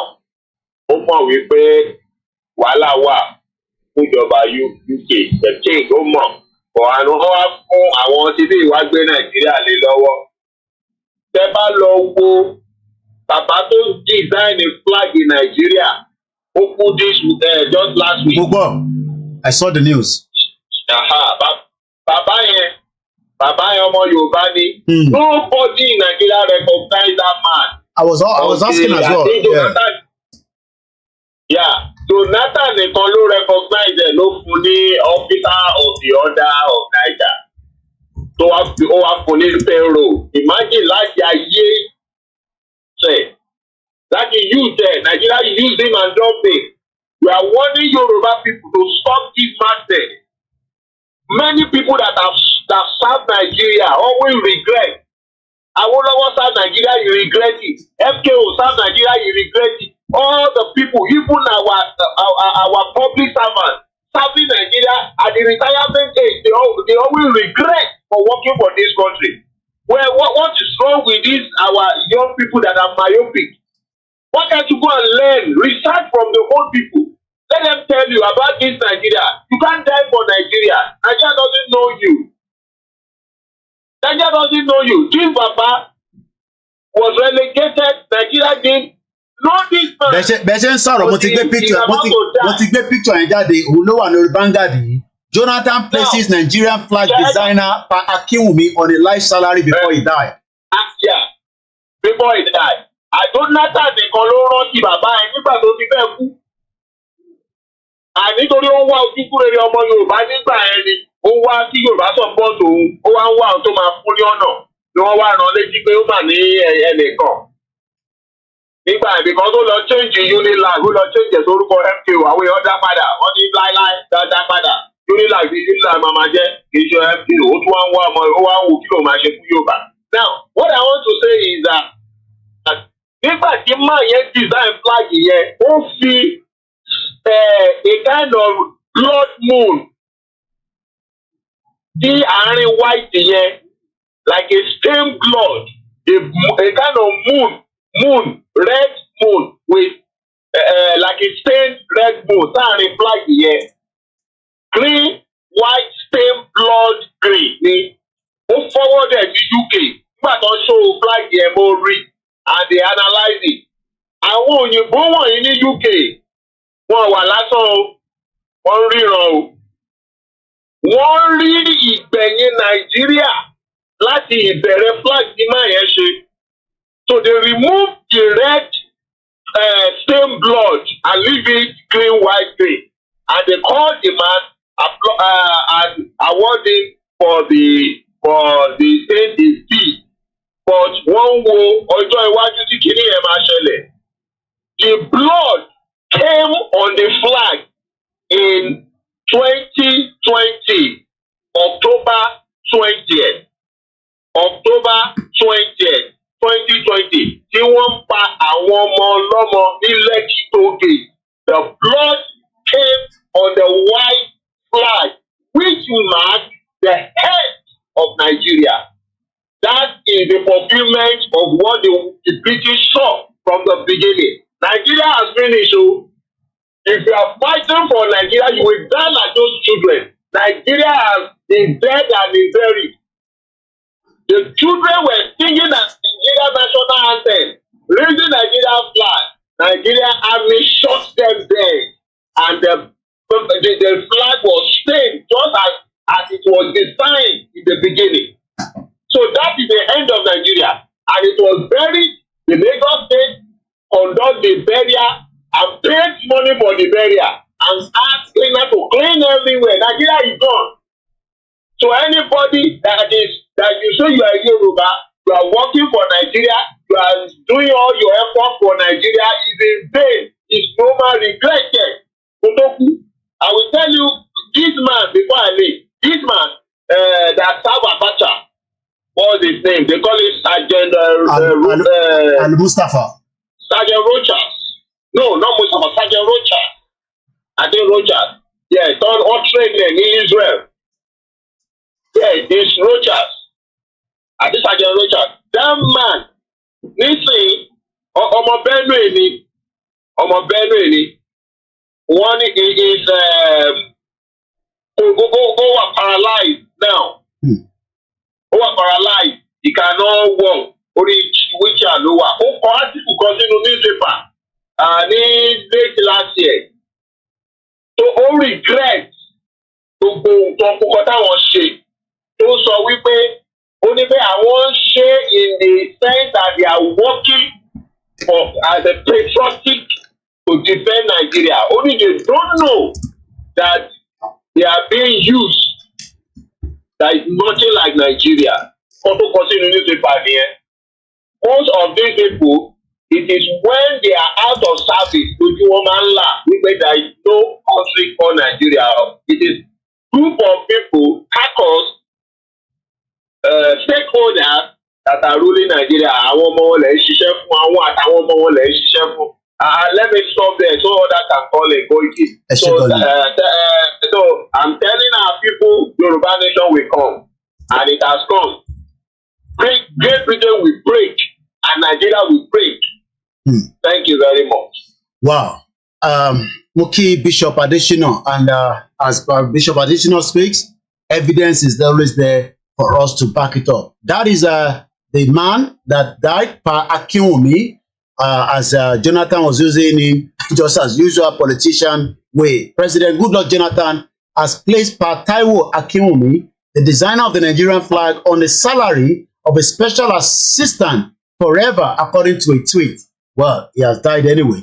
That is not about that. Let's come back again now, to Wales. And sort of nípa Scotland. What is Wales talking about? If you want to call in before the programs end, there's still opportunity, plus 44 74 044 059. The number is the one on the screen. Three-way split on the Welsh independence, according to a new poll has shown. So there's no doubt whether our elite think that you guys are just ranting on social media. No problem. Whether we are ranting or not, we will continue to deliver the message. And at the appropriate time, the right people will continue to be part of this movement. In the United Kingdom, we have the Wales, we have Scotland, we have England, but two of them are saying they are tired of this union. What do we know so far? 1 in 3 people in Wales would welcome an independent referendum in the next year, according to a new poll. 1 in 3 people. So every 3 people that I see in Wales, do you want Wales independent referendum? Yes. Go to Yoruba land. Ṣé fẹ́ independence Yoruba? Kí ló ń pè bẹ́ẹ̀? Iṣẹ́ ò ní ẹ máa ṣe fún wa. Ṣé Bọ́lá Ahmed Tinubu náà ni? Bola Tinubu is only there for a limited period of time. When Tinubu finish, all this your celebration of Inspector General of Police, yes, I mean, it would have been a record. There's nothing wrong in that. It's a good record for Yoruba people to have a custom, Awalani Lagos port. And it's unfair not to have someone from our own background to be able to control it. But that is only for a maximum first 4 years, or the next 2 years extra, which will be 8 years maximum. Let's read more of these. What do we know? Oh, it's not giving me another kilo sheleme. Do I need to click on something? Okay, this one says subscribe to read this article. You see, when we say support us, this one says I have to pay £3 for the first 3 months. No, I don't want to pay £3. Let me go and look for the one that is free. Welsh independents support UP with country split on holding referendum. Let's read this one. And this is coming from, their own paper. The Yoruba paper is We, the Self-Determination Media. Don't expect Channels Television to be telling you like this. Welsh independents support UP with country split on holding referendum. This was 17th of August last month.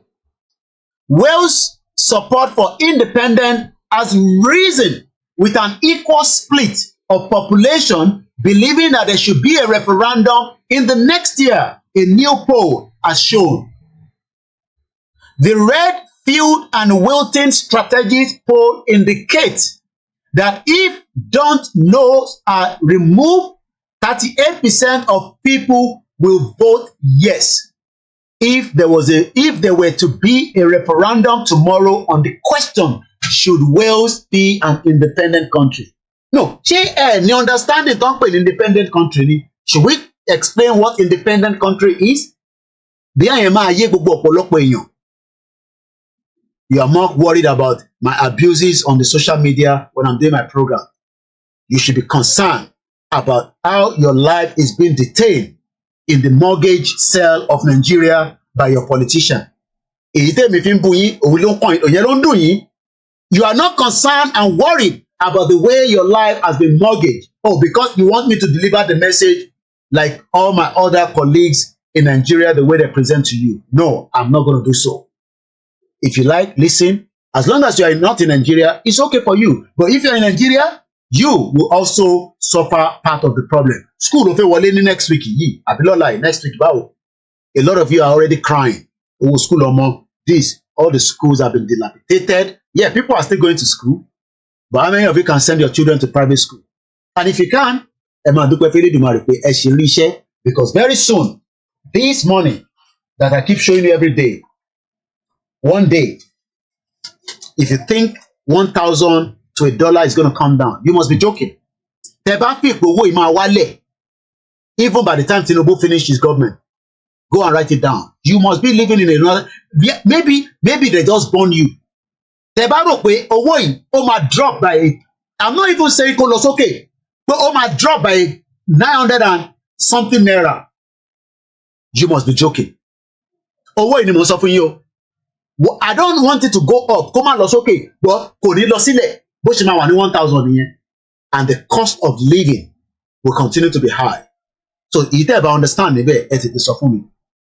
Let's go further, because this program is only going to run as our normal program from just 3 hours. And we are already 2 hours, 25 minutes. Just before the program, I will appreciate every single one of you as much as I can see you on the thread. But before we go further, just to take a short break again, let's do this and I'll come back again.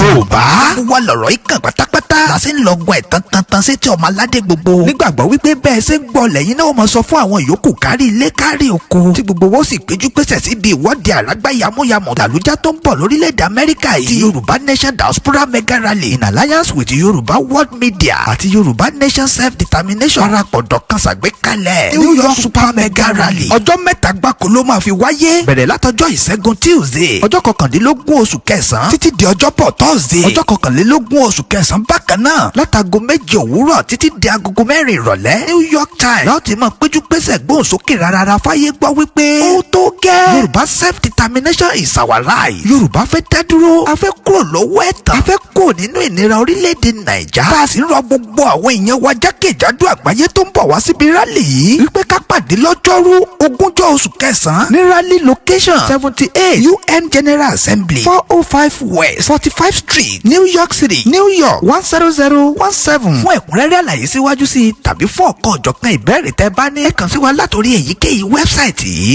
www.megarally.org tàbí www.yorubaworldmedia.com ó sì lè jẹ́ www.ysdm.org bákan náà ni ẹ lè pè tàbí kẹ́ fi àtẹ̀jíṣẹ́ sọwọ́ sí Prophet Ayọ̀délé Ológunlolúwa lórí +1. And let's come back. We have a new caller on the line. Egbonsoke, our caller. Let's hear from you. Mr. Olami tó fẹ́ jẹ́ màdá lẹ́sà. Ẹ káàbọ̀ sórí ètò. Mo kí ẹ kú iṣẹ́ takuntakun kò ní sún yín kò ní rẹ̀ yín sà. Ẹ kú àtàárọ̀. Gbogbo ara lèmi fi fara mọ́ Yorùbá nation.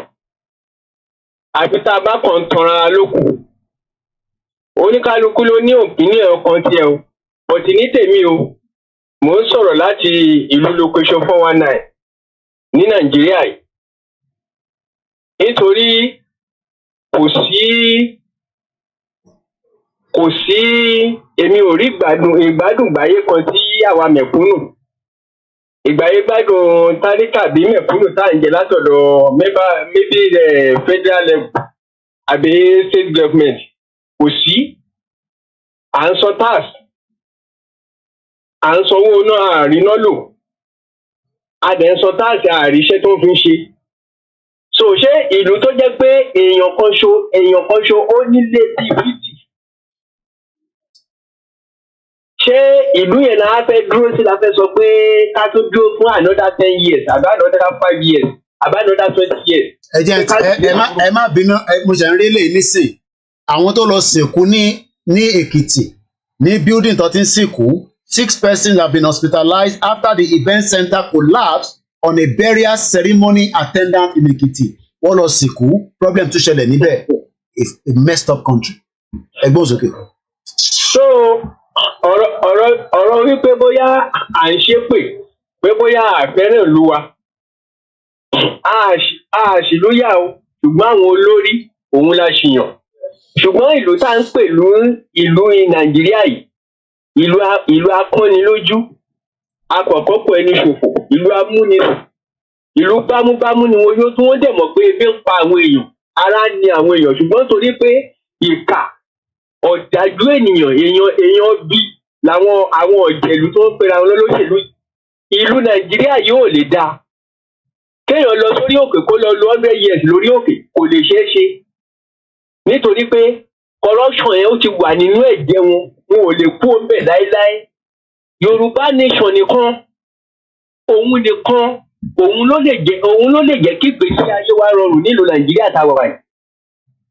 Kí Yorùbá dá dúró kó ní kálukú lọ lọ́tọ̀, kí àwọn olóríire, àwọn tó jẹ́ pé wọ́n níbẹ̀rù Ọlọ́run, àwọn tí wọ́n ń jẹ tó máa fẹ́ lòmíì jẹ, wọ́n wá ṣe ìjọba lé wa lórí. Kì í ṣe àwọn òjèlú tó jẹ́ pé tara wọn nìkan ló ń bá káàkiri. Ní bí mo ṣe ń bá yín sọ̀rọ̀ yìí, òjò ṣe ẹ̀dá ní ìlú lókoṣo fún wa náà àsìkò yìí mo ṣe ń bá yín sọ̀rọ̀. Àìmọye àwọn tó ń sùn tábàì. Ẹ̀dẹ̀ wo àwọn ìdédé wà lóríṣiríṣi tí wọ́n kọ́ tí ò tẹ̀ jẹ́ ń bẹ̀. Tó jẹ́ pé tá a bá lọ sáàtìlé ẹ̀wọ̀ owó ni wọ́n dé wọ́n bẹ̀. Owó ni wọ́n dé wọ́n bẹ̀. So kẹ́nìkan má gbé ìsẹ́mu rárá. Nàìjíríà yóò lè wọ́ọ̀kì láéláé, gbogbo ẹnu ni mo fi sọ. Gbogbo ẹnu. Nítorí wọn tá à ń rí lójoojúmọ́ kò fi àárín ẹni sàn kan pé ìlú yìí sì lè dá. Pé àwọn olórí yìí sì lè ṣe tó máa dá láéláé kò lè ṣeé ṣe. Ànitẹ́lòmíì bá síkì lọ́wọ́ tá a wà nítorí 10,000 naira wà láyà kú tí ò bá lówó yẹn lọ́wọ́. Bẹ́ẹ̀ ni mo sọ fún yín. Àwọn kó kọ́kọ́ bẹ̀rẹ̀ ní hospital. Ẹ máa lọ àti general hospital àti private hospital. Káàtì ẹ̀wà general hospital tẹ̀sí tó ẹ máa lọ wo àwọn èèyàn. Ẹ máa wo àwọn èèyàn bó ṣe sùn sínú lẹ́lẹ̀ wọn á ní kò sí bẹ́ẹ̀. Ẹlòmíì wà tó bá débẹ̀ báwọn ò ní dá lóhùn. O ò lówó lọ́wọ́, wọn ò ní dá ẹ lóhùn. Kò bá òkú fẹlẹ́dẹ̀ ẹ̀ ni. So kí wá ní kí la fẹ́ máa wé ìsìlámù ara fún? Nítorí tí èèyàn kan bá wà ní Nàìjíríà tó bá sì sọ pé Nàìjíríà máa wọ́ọ̀kì àbó wà nílùú òyìnbó wàhálà ọ̀tá Ọlọ́run ìka èèyàn. Àwọn olóṣèlú yìí ẹ jẹ́ káwọn náà come to the level tó jẹ́ pé tálíkà táwọn ní kọ̀ọ̀kan tó jẹ́ pé tó bá fẹ́ ẹnì tó bá fẹ́ rà káwọn náà máa fowó rà. Ṣé bí gbogbo nǹkan tó ń lọ ṣe bọ́fẹ̀ yìí? So àwọn pípù yìí wọn ò ṣèjọba nítorí èèyàn kankan, wọ́n ń ṣèjọba nítorí fámílì, nítorí ara wọn, nítorí owó tó jẹ́ pé wọn ò lè ná tán tó máa fi jáde láyé. Ẹ wá lọ wo Murtala airport bó ṣe kú everyday. Gbogbo àwọn tó ná opportunity wọ́n sá lọ àwọn tó ná opportunity. Bó ṣe jẹ́ pé ilé lábọ̀ sí mi oko. So ara ni àwọn èèyàn gidi ojú dẹ̀ fún àwọn èèyàn tí kì í ṣe kékeré. Last 2 weeks kan ni èèyàn kan sì jábọ́ sí lóko sínú inú omi ní Lẹ́kí bíbáyìí. Ọjọ́ kẹta ló tún rògbò ẹ̀yọ́. Èmi tó fẹ́ bọ́ sí terminal bridge ìṣe ló lè mú. Ẹ mọ kí ara ni èèyàn kó dẹ̀ pinnu lọ́kàn rẹ̀ kó máa pààyàn. So ṣé ìjọba tí wọ́n ṣe wọ́n ṣe torí èèyàn, wọ́n ò ṣe torí èèyàn kankan. Yorùbá nation nìkan òun ni lẹ́yìn Ọlọ́run, òun ni àgbọ́kànlé àwa ọmọ ọkọ tí ìṣọmọ àlè àtà ọmọ wọ́ọ̀ tó yàtọ̀ sósì. Kò ní bàjẹ́ fún yóò, kò ní bàjẹ́ fún olóyè Sunday Igboho àti bàbá Akíntóyè. Gbogbo èyí tẹ́ dìde tó yẹ tẹ́ dúró tán pátápátá. Tá a bá ń tanra wa ni pé Nàìjíríà máa dá, kò lè dá èpè kan, kò lè dá láéláé, kò lè dá. Kóníkálukú lọ lọ́tọ̀ọ̀tọ̀. That's the best thing. Ṣùgbọ́n pé a ṣẹ̀ ń dúró pé àwọn kan máa ṣe gbáwó máa ṣàgbọ̀n bàbá nàárọ̀ ni. Ẹ̀wọ̀ ẹ kó ètò mi sọ láàánú kó ètò kò ní bàjẹ́ fún yín. Ẹ ṣé gan ni. Thank you so much. Mo fẹ́ lómi láyè kó sọ̀rọ̀. Ẹ ṣé gan ni. Let's go to this. Excuse Mr. African. What is the meaning of the word Nigeria? Is it an African name? Is Nigeria an African name? It means nigger. Niger means nigger. Go ahead, caller. Hello. Ẹ̀gbọ́n sókè. Àgbọ̀yìn. Hello. Ẹ ti wà lórí ètò àgbọ̀yìn sà. Ẹ ṣé gan. A fẹ́ kú òní o. A fẹ́ kú Nàìjíríà. Nàìjíríà ò lè dá láéláé. Kò ń ṣe pé. Ó kàn máa ń yè mí lẹ́nu ni. Báwọn ẹlòmíì ṣe máa sán pọ́n òun mọ̀ túmọ̀ pé ká dá dúró. A wà látijọ́ yìí, wọ́n gba nǹkan kan kúrò lọ́wọ́ wa àtọmọ èèyàn, ó ní sovereignty. Nàìjíríà níwà pọ̀ bẹ́ẹ̀ yẹn lásán, ó lè bẹ̀rẹ̀ corruption ni, ó ló ń fa corruption. Nàìjíríà bá ṣe wà yìí ló ń fa corruption. Kábà wà àti Yorùbá kò fa corruption. Because reason tí Yorùbá kábà wà tí tí ò ṣe lè fa corruption ni pé a máa mọ̀ pé tiwa ni ìtumọ̀ ẹ̀ ní sovereignty wa tiwa ni ẹ wo mi fẹ́ káwa ká ń gbé tòyìn kí wọ́n mi fẹ́ lò yín as example studio yín yẹn bàbá mi ṣé kò ṣe ti yín ni ṣèbí ti yín ni ó mì pé studio yẹn ó máa ní maintenance ó máa ní èèyàn tó ń monitor ọbẹ̀ anybody ò kàn lè wọbẹ̀ irú nǹkan bẹ́ẹ̀ yẹn ni òyìnbó gbà lọ́wọ́ wa òun ni nàìjíríà gbà lọ́wọ́ wa that is why gẹ́gẹ́ rí pé kí fúlàní bá wá lè challenge wọn but déyàn iṣẹ́ anybody lè wọnú studio yìí sẹ́yìn máa challenge ẹ̀ because ti yín ni but tiwa wọ́n ti gbà yẹn lọ́wọ́ wa ó ní òyìnbó fẹ́ reason tó òyìnbó ṣe ń sọ pé ká má break nìyẹn because wọ́n mọ̀ pé ẹ fẹ́ gba kinní yín padà ni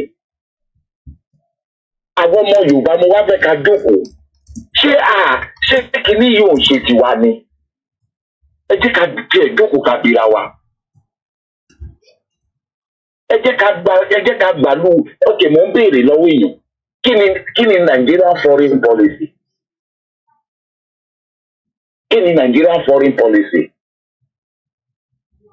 bàbá mi wọ́n kó àwọn èèyàn lẹ́rú ṣé a gbàgbé pé nínú àwọn èèyàn tó ń kó lẹ́rú ìmí ọmọ náà máa kó wọn á di òbílẹ̀ ìmí òbí àtàwọn ọmọ náà kó gbogbo àwọn ẹbí wọn ṣàṣìwà Nàìjíríà ọjọ́ wo la kọ̀ jókòó tí Nàìjíríà kọ̀ jẹ́ ká ronú pé àwọn èèyàn tó ti ẹ̀ kó ìdá Nàìjíríà ò lè jẹ́ ká ronú bẹ́ẹ̀ inú nǹkan bẹ́ẹ̀ yẹn gan kò múnú Ọlọ́run dùn tí ẹ̀ jókòó kẹ́ Nàìjíríà ò lè jẹ́ kẹrù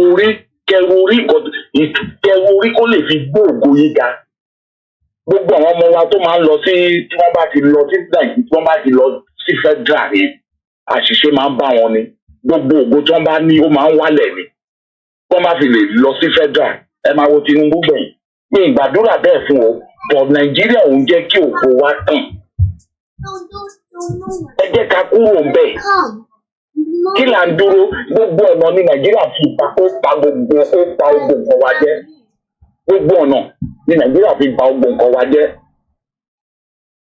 àpọ̀ àwọn ọmọ wa wà ń ta kiri wọ́n ń tàràkà ẹ̀yin òbí ẹ̀dẹ̀ wà nù lé yín ẹ̀dẹ̀ sọ pé ó rí da bẹ́ẹ̀ gbogbo ẹ̀yin tẹ́ wà Nàìjíríà ni mò ń rí fásitì sí òbí wa o àwa ta wà ń lo òyìnbó ẹ wà ń lé àwọn ọmọ yín wà ń ta kí iṣẹ́ wo là ń ṣe tí yín ní pé ká kọ̀ máa sẹ́ndì owó sí yín Nàìjíríà gbogbo yín dẹ̀ wà ń bẹ̀ tí ẹ̀ wo ẹkún wá ń bì ẹ jókòó sí Nàìjíríà ẹ̀dẹ̀ ni ó da bẹ́ẹ̀ because à ń sẹ́ndì owó sí yín mọ bá ṣe ń rí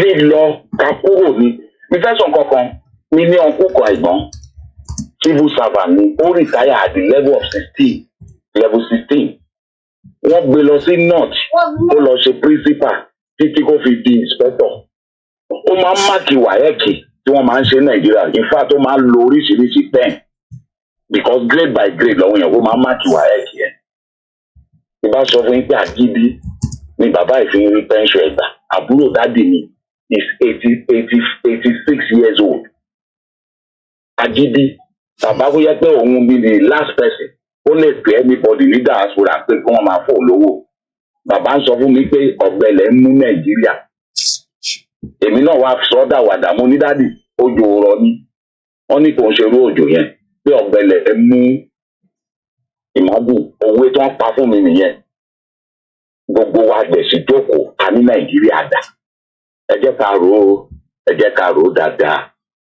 ẹ jẹ́ ká rò ó dáadáa ẹ ṣe gbọ́ ẹlẹ́gbọ́n Nàìjíríà ò dá o kò lè dá láíláí ṣe ní Nàìjíríà yẹn gbọ̀ngbọ̀n ó ní corruption òun gbọ̀ngbọ̀n ní corruption because ó yọ sovereignty kó lọ́wọ́ mi kò lè jẹ́ challenge kan ó yọ kó lọ́wọ́ mi. ẹ ṣe gan ni sir thank you so much. mo kí nǹkan tó yìnbó bá tó fún wa gbogbo nǹkan tó yìnbó bá gbélé dé wa pátápátá ló yẹ ká change àtẹ̀sìn àtẹ̀dùkéṣọ̀n àti everything wọn. ẹja tó gba kọ́lẹ̀ lómi ẹ ṣe gan ẹ̀gbọ́n mi wà thank you so much. mo kí gbogbo ẹ̀yin tí ẹ̀ ń wà pẹ̀lú wa lórí program ètò yẹn náà ó ti ń súnmọ́lé láti fi máa mú wálẹ̀ torí pé àsìkò mo kí gbogbo wa a sì ní just two calls tá a máa gbà kó tó di pé a máa mú ètò yẹn wá sílẹ̀ in just about a few minutes. Buhari ti sọ̀rọ̀ àti gbọ́. Buhari ti sọ̀rọ̀ àti gbọ́. Buhari ti sọ̀rọ̀ àti gbọ́. Buhari ti sọ̀rọ̀ àti gbọ́. Ó tún yá ṣe bàbá, ṣe Buhari, ṣe bàbá, ṣe Buhari, ṣe bàbá, ṣe Buhari. Ọlọ́run ni mo ṣe bẹ́ẹ̀ fún yẹn o. Gbogbo nǹkan tọ́nà fún bàbá mi láyé kò bàbá mi ò tí ì yọ̀ǹda mẹ́sàn-án fún mi ń bẹ̀ ó kọ̀ mí ju ti bàbá mi lọ. Gbogbo àti bọ́lá mo lọ sí mọ bàbá mi ojúmọ̀ òní mọ́ kọ́mọ́ dà kọ̀ mí nìkan àyídà kẹ́ sọ́n dáadáa tàbí kẹ́ sọ́n burúkú ẹ̀ sàásọ̀ kan omi lọ́lọ́run fún bí n bá sì kú ẹ̀ lè gbà sí mi sí. Ọlọ́run ni mo ṣe bẹ́ẹ̀ fún yẹn o gbogbo nǹkan tọ́nà. Another caller, Ẹ̀gbọ́n sókè caller, let's manage the time because of our time constraint. Ẹ kálẹ́. Okay, yeah. Go ahead. Ẹ kí gbogbo àwọn ọmọ Yorùbá lóòótọ́. So because the question is, what is the Nigerian culture? Nigeria does not have culture. Okay, Nigeria does not have culture, but indigenous people have their culture. Okay, so Nigeria itself, Nigeria is Britain is Nigeria. So by now, ó jẹ́ kí àwọn elite wa jọ wà ní ẹ̀kọ́ ti mọ̀ pé Nigeria is Britain is Nigeria. So for the fear that they don't want Nigeria to separate, because once Nigeria breaks down, okay, that means Britain is going down. That is just it. Nigeria is the life wire of Britain. This is just like what is happening in Burkina Faso, Niger, Mali. Okay, we okay, the Europeans are using us as a float to cover up. Oh, one new scripture. Okay, there is only for a period of time as the Konyala one thing. Even nǹkan tó ń ṣẹlẹ̀ ní Niger, Burkina Faso, Mali, Guinea, similar thing is ó yẹ kó ti máa ṣẹlẹ̀ ní Nigeria or Ghana, because that is have to be the template that they have to use. Okay, because even Britain, they did even worse things than what the French people did. However, the British and the French people, they know that, okay, yeah, once they are pushing the French out, it's still coming to the British government to go out of Nigeria. This is why they want to hold Nigeria so firm. This is why we see the chief of military staff of Britain, sort of chief of the year staff in Nigeria. You know, deal will not need together. Because they know where this thing is going. Because they will do everything not to make Nigeria be separate. Because Nigeria, separation of Nigeria or to Nigeria to separate, that means there's no United Kingdom. Gbogbo èyí tí wọ́n kàn sọ pé referendum of Scotland, referendum of Wales, I will tell you a secret. That is just a lie. They have to make that one play out. So say, okay, yeah, you see, yeah, Scotland wants to go, Ireland wants to go, but we know that for now we won't give them referendum. Even if they give them referendum, they will still see that, okay, yeah, with some margin, they still have to be in the United Kingdom. They will never separate. According to the prophecy, this is an island with a lot of nations, which are four. It's in the scripture. They will never separate because God wants to destroy them at once. This is what is happening. But what they are trying to do now, the British government, is that not to let Nigeria separate. We know what is going on in Southeast Nigeria. We know that there's war there. The why is that they don't make it more open? Why is it the Nigerian government don't want to make it open? Because they don't want the whole Nigeria to be on fire. And it's Britain that is behind it. So I want to go like one and now talking about all these Yoruba politicians. Why they don't come and say they want to give a support to Yoruba nation? They will never do that. Once they do that, they are going to the contrary to the agreement they signed with the Nigerian government. They will never do it. Like this, we see the Biafran. No politician is supporting them. So if we say we are waiting for all these politicians to come, yeah, we wait for donkey years. We just have to go the way we are doing it. And if we have to go and protest all the if it's out, don't want to they will go out today. But if they come a politician,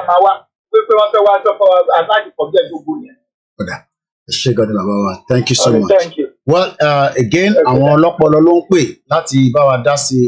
We take one more call, and that will bring the program to the end. This is going to be the last caller. Everyone's okay. Our caller on the line. About mute the background there, please. Your light were on. Hello. It was live. Go ahead, sir. Olayomi Koiki Ekushe Wekwetu. How are you, sir? Yeah. Ṣé rí ọ̀rọ̀ Nàìjíríà tá a bá sọ àdásókè nígbàgbà ibi pẹlẹbẹ náà ló máa fi lélẹ̀. Nàìjíríà ò lè dá, kò sí ọgbọ́n tí wọ́n lè dá.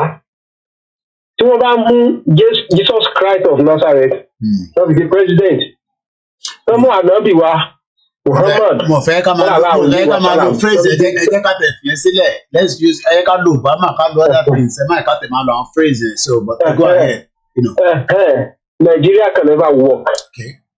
Ṣẹ́rí mo ti sọ nígbà tí a bẹ̀rẹ̀ Yorùbá nation, mo ti sọ nígbà yẹn. Mo ní tí a bá sọ pé jẹ̀lẹ́kẹ́ la fẹ́ ṣe, a máa pẹ́ńbẹ̀ bàjẹ́. Pé jẹ̀lẹ́kẹ́ la fẹ́ ṣe, a máa pẹ́ńbẹ̀ gidi gan. Nítorí àwọn olórí burúkú tí wọ́n wà lókè yìí, àwọn ò rẹ́dì láti fi ibẹ̀ lẹ̀. Wọ́n ṣe múra àti rìtáyà náà mú ọmọ àti ọmọ tó ń fà wọ́n wọlé lọ́tún lọ́sì. Mo ti sọ pé tá a bá tí ì lé wọn gba ojú wíńdò wọ́n sáré kàbàkàbà à ń ṣeré ni o. Mo ti sọ bí ọdún méjì sẹ́yìn mo ti sọ nígbà tá a bẹ̀rẹ̀ Yorùbá nation. Mo dẹ̀ wà lórí ọ̀rọ̀ ìdárò ọ̀la. Tó bá jẹ́ pé a fẹ́ ṣe ọmọlúwàbí, in fact ọdún márùn-ún lè dá ṣe wà lórí Yorùbá nation. Ṣùgbọ́n tí a bá ti fi èèyàn méjì jókòó tó ti gbọ́ pé méjì ti lọ àbí mẹ́rin ti escape, ẹ máa rí i pé everybody máa stay strike. Torí ẹ̀ lẹ́sẹ̀ lẹ́wọ̀n ọba pẹ̀lú àwọn olóyè lẹ́wọ̀n èèyàn tó ń sọ̀rọ̀ tí ò ṣe síwájú àwọn ọmọ Yorùbá tá à ń ọ̀sùn pé kán lè kó ònú ìyá. Gbogbo àwọn tá à ń jàjà kò sẹ́ni tọ́lọ̀ ò ṣe fàfẹ́ tó bá ní tòótọ́. Ṣùgbọ́n àwọn tí yà ń jẹ gangan problem wọn ni pé tó bá ti lè rí èèyàn kan tó fún wọn ní 500 lójoojúmọ́ wọ́n lè kú torí ẹni yẹn. So that is the problem. So ẹ kú ètò Ọlọ́run á kó ayọ̀ nínú wàhálà yẹn o. Tó mo kí gbogbo ẹ̀yin èèyàn wa, mo ṣe ń rí ọ́díò tí bàbá yìí fi ránṣẹ́ kọ́là wa náà ni àdánù wọ́kọ̀ rí wọ́n ní this is a new song for Dúpẹ́ Onídọ̀tí láti July 19. I don't know what is inside. Let's listen to it. Let's listen to it. Mo kàn bá pàdé ní ìjà lọ ìjà lórí ilé fi bó tiẹ̀ lẹ́yìn Dúpẹ́ òparọ́ jẹun jágbóhùn lẹ́nu ẹ̀ fún wa lórí tuntun Dúpẹ́ onírọ́ jágbóhùn lẹ́nu ẹ̀. DJ YK múlẹ̀.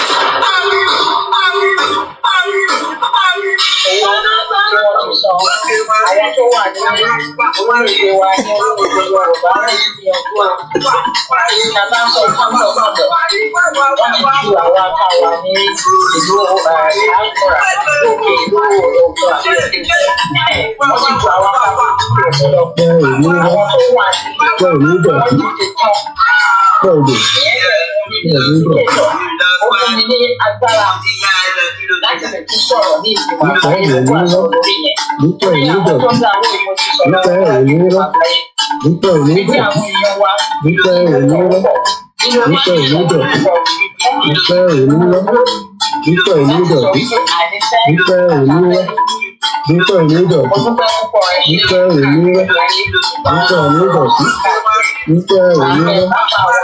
nínú mo máa láìkì tíráàkì tí dádì wa ẹ máa ṣe kẹ ẹjá gbọ́ lẹ́ẹ̀kan sí i. Ó yá Dúpẹ́ onírọ́ jẹ́ ká gbóhùn lẹ́nu ẹ Dúpẹ́ onídìrí onídọ̀tí ìjà lọ ìjà lé onílé fi bó tiẹ̀ lẹ́yìn Dúpẹ́ òparọ́ jẹun já gbóhùn lẹ́nu ẹ fún wa lórí tuntun Dúpẹ́ onírọ́ já gbóhùn lẹ́nu ẹ. Já gbóhùn lẹ́nu ẹ. DJ YK múlẹ̀. múlẹ̀ múlẹ̀ múlẹ̀ múlẹ̀. Ìrọ́pọ̀. Dúpẹ́ ìrọ́pọ̀. Dúpẹ́ ìrọ́pọ̀.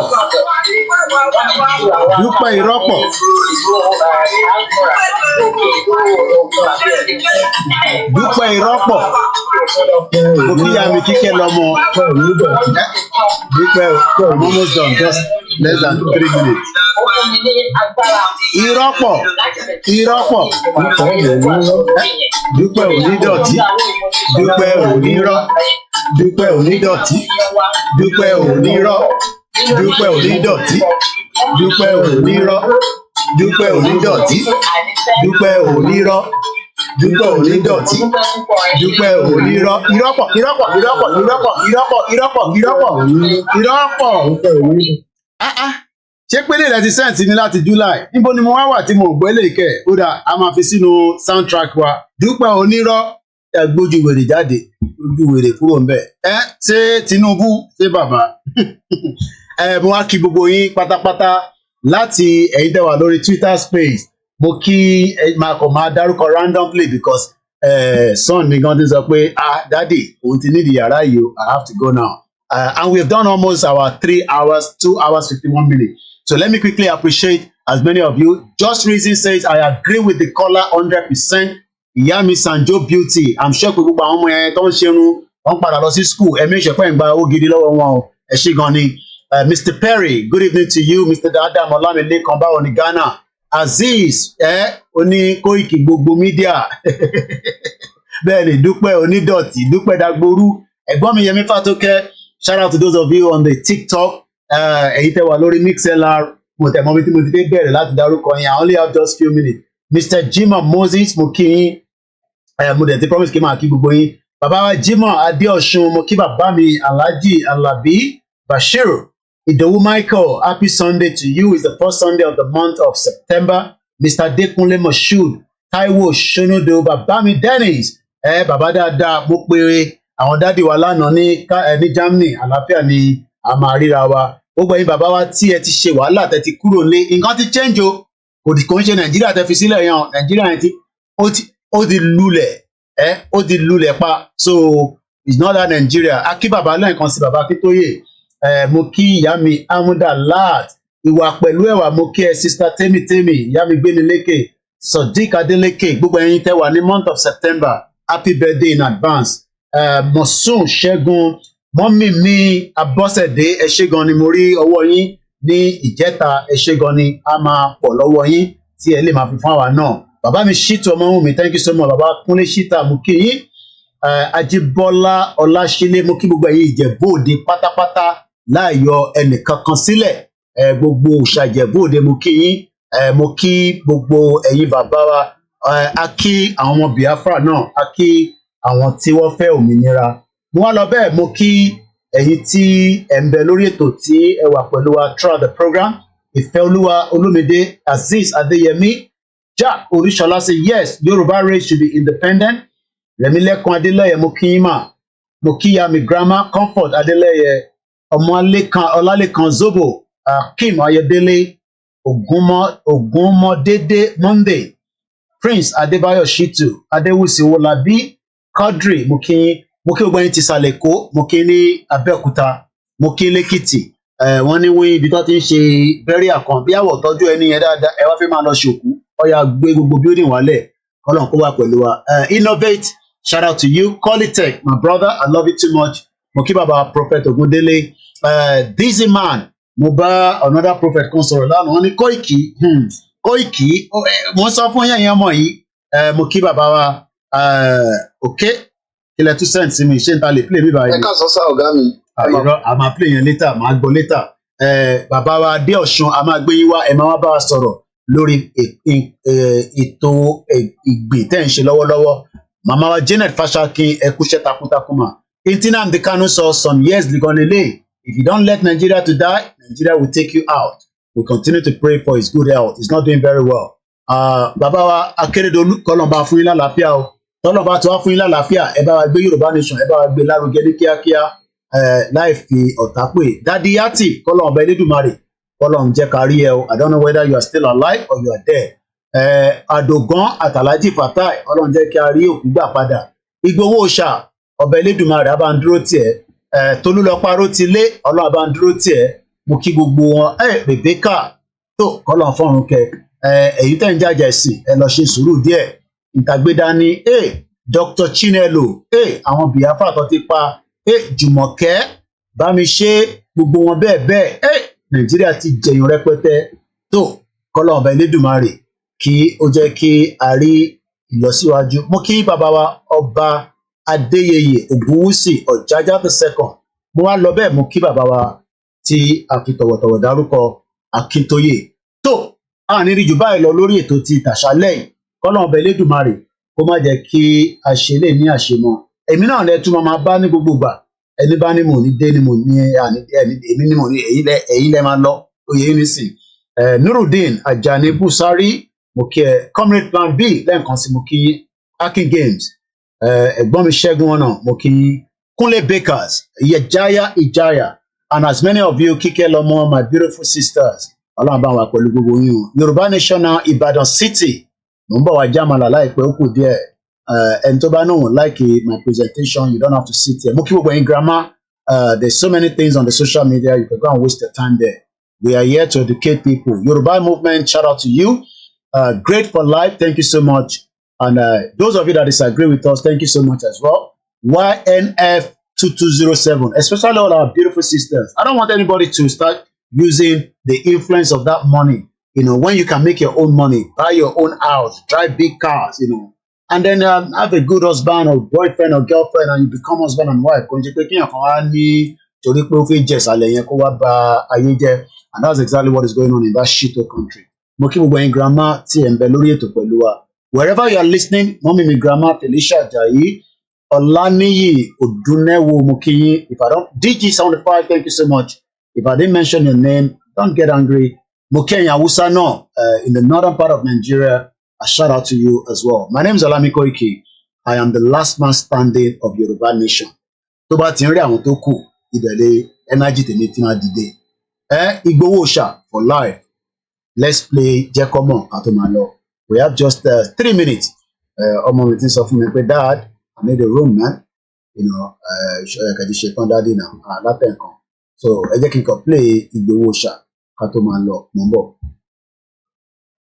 Kò tí jáde because mo ti prepare video náà. Jẹ́kọ́mọ̀ ó ti tó jẹ́ mẹ́ta kan ti play. Jẹ́kọ́mọ̀ tó bá mọ̀ òun náà ló ń pè bẹ́ẹ̀ Jẹ́kọ́mọ̀ ni Ìgbòho Òòṣà ìmọ́lẹ̀ Yorùbá. Ẹni bá ní kò ní dé bá gbogbo yín pátápátá atọ́ba ní àtijọ́yè kò ní dé bá gbogbo yín pátápátá ilẹ̀ ti máa lọ ó yá gbóhùn sókè Jẹ́kọ́mọ̀ tá a gbóhùn ẹ̀. Jẹ́kọ́mọ̀ Jẹ́kọ́mọ̀ Jẹ́kọ́mọ̀ Jẹ́kọ́mọ̀ ìránṣẹ́ Ìgbòho gbogbo ẹni tó bá ní kò ní dé gbogbo máa ṣán kókó tó dé ni let's go Eunice kébì náà tó lọ jókòó kí wọ́n relax. Thank you so much everyone. Inshallah lágbára Ọlọ́run adélẹ̀ rere kù díẹ̀ ni the love is too much. Jẹ́kọ́mọ̀ let's go. Gbogbo ẹni tẹ́ wà ní sọ́kà mo kí yín. My name is Olami Koiki. If you're joining this platform for the first time, you know, we love you, we appreciate you. It might not be the kind of taste of what you want to listen to, but Nigeria is not going to work. It's as simple as that.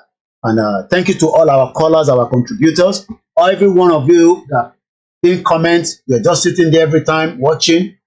Ẹ wo bí tó fẹ́ já sí, ó máa já sí rere. Wàláì. Torí àní kúrò lẹ́yìn bàbá Akíntóyè, àní kúrò lẹ́yìn Ìgbòho, àní kúrò lẹ́yìn Dr. Òkèbíọ̀run kò sí, ìyá Janet Fáṣákin, gbogbo àwọn ìyá wa, àwọn akíkanjú obìnrin, ìyá mi Àníkì, gbogbo yín pátápátá, koikimedia, ó dúró tì í tán, títí dé gbogbo ẹ̀yin yonkan. Any media to dá lọ́wọ́ ẹ̀yẹn fi tó kù sílẹ̀. I'll deal with every single one of them. I will educate you. You will be angry. You will spit at your politician at some point. And on that note, have a very good evening and enjoy the rest of the day. And tí bá dárúkọ lẹ́ẹ̀kan sí, ẹ má fi ṣèbínú rárá. Mo fojú pa anybody rẹ̀. You all mean so much to us, and we will continue to appreciate you. Oran Ayọ̀ la máa sùn. Once again, have a very good evening and bye for now. Koikimedia, bringing the world closer to your doorstep. I am the last man standing.